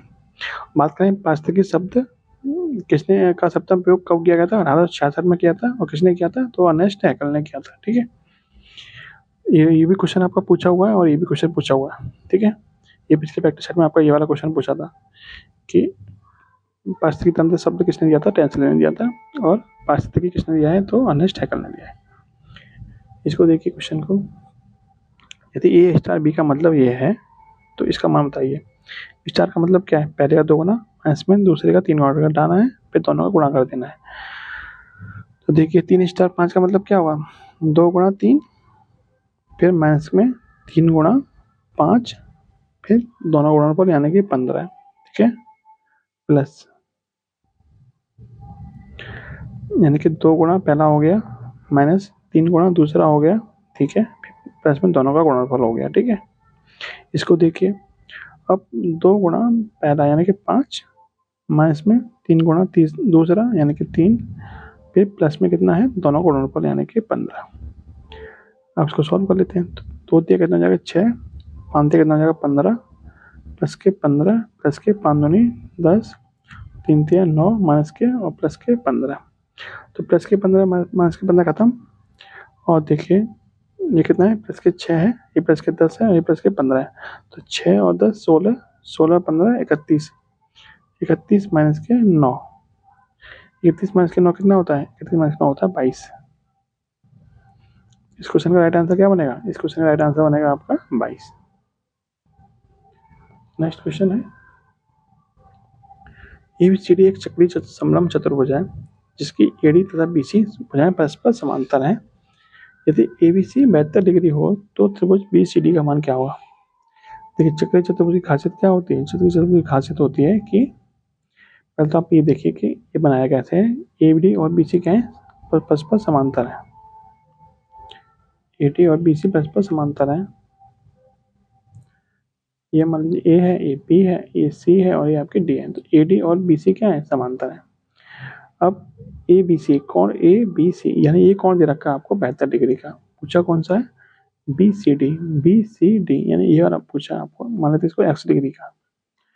अब खासियत क्या होती है कि इसमें खासियत ये होती है कि चक्रीय चतुर्भुज के चारों शेष होते हैं वो वृत्त की परिधि पर होते हैं और दूसरी के आमने सामने वाले कोणों का योग जो होता है वो 180 अंश होता है। कितना होता है, 180 अंश होता है। ठीक है। और दूसरी बात ये देखिए कि ये दोनों भुजाएं क्या एक दूसरे के समांतर हैं, एक दूसरे के समांतर हैं। समांतर होने का मतलब क्या है कि जैसे आप इसको ऐसे समझिए, जैसे ये आपकी कोई दो समांतर रेखा है, इसको जब कोई एक तिर्यक रेखा काटती है इस तरीके से, ठीक है, जब इस तरीके से कोई तिर्यक रेखा काटती है तो ये वाला जो कोण होता है और ये वाला जो कोण होता है ये आपके संगत कोण होते हैं और संगत कोण आपस में क्या होते हैं, बराबर होते हैं। तो ये आपकी समांतर रेखा, ये वाली समांतर रेखा है, इसको ये वाली कोई रेखा काट रही है, ठीक है, ये रेखा कोई इसको काट रही है मान लेते हैं। तो ये वाला कोण और आपका ये वाला जो कोण होगा बराबर होगा। जब ये वाला कोण बराबर होगा और ये जो पूरा कोण होता है वो कितने अंश का होता है, 180 अंश का होता है। तो ये वाला कोण कितने का बचेगा, ये 72 का है तो ये वाला भी 72 का होगा। तो ये कोण कितने का बचेगा, तो ये बचेगा 108 का। जब ये 108 का बचा, वो आपको बताया था मैंने कि जो आमने सामने कोणों का योग कितना होता है, 180 अंश होता है। जब ये 108 का तो कितने का बचेगा, ये आपका बचेगा 72 डिग्री का। आपसे ये वाला कोण पूछा था, ये वाला कोण कितने अंश का हो गया, ये कोण हो गया आपका 72 डिग्री का। क्लियर। Option number D. इसको देखिए, निम्नलिखित में कौन सी आकृति शेर, लोमड़ी और माछ बच्चे के बीच संबंध दर्शाती है। तो देखिए लोमड़ी और शेर अलग अलग होते हैं लेकिन दोनों ही क्या होते हैं, मांस बच्चे होते हैं। तो कौन सा बन जाएगा आपका ऑप्शन नंबर 3। माउंट एवरेस्ट पर चढ़ने वाली पहली भारतीय महिला कौन थी, पहली भारतीय महिला, जब बात पहली भारतीय महिला की तो कौन थी, वो आपकी बछेंद्री पाल थी। ठीक है। कब चढ़ी थी आपकी, 1984 में। ठीक है, 1984 में। ठीक है। आपसे यही पूछ लिया है कि माउंट एवरेस्ट पर 2 बार चढ़ने वाली भारतीय महिला कौन है, उनका नाम है संतोष यादव। संतोष यादव। और प्रथम पुरुष कौन है, यानी प्रथम भारतीय पुरुष कौन है, तो वो हैं आपके अवतार सिंह चीमा। अवतार सिंह के नाम से याद रख लीजिए, अवतार सिंह। कब चढ़े थे, 1965 में। वही इसके अलावा आपसे पूछ लिया जाए कि जो पहली बार किसने फतेह किया था माउंट एवरेस्ट को, तो माउंट एवरेस्ट को पहली बार फतेह किया था वो थे आपके एडमंड हिलेरी और Tenzing Norgay. Edmund Hillary plus Tenzing Norgay. ठीक है। आपके तेनजिंग नॉर्गे कहाँ के थे, तो ये आपके नेपाल के थे। और एडमंड हिलेरी कहाँ के थे, ये आपके न्यूजीलैंड के थे। ठीक है। और माउंट एवरेस्ट किस देश में है, तो ये आपका नेपाल में ही है, जो कि आपका दुनिया की सबसे ऊंची चोटी है, दुनिया की सबसे ऊंची चोटी। ठीक है। और लास्ट क्वेश्चन देखिए आज का, राष्ट्रीय एकीकरण दिवस यानी राष्ट्रीय एकता दिवस कब मनाया जाता है। तो इस क्वेश्चन का आंसर मैंने आपको इसी वीडियो में बताया हुआ है। आपको कमेंट बॉक्स में बताना इसका राइट आंसर क्या है और क्यों मनाया जाता है। ठीक है। तो ये थी आज का प्रैक्टिस सेट। वीडियो आपको कैसी लगी कमेंट बॉक्स में जरूर बताना। अच्छी लगी है तो लाइक और शेयर करना मत भूलिएगा। जय हिंद, जय भारत।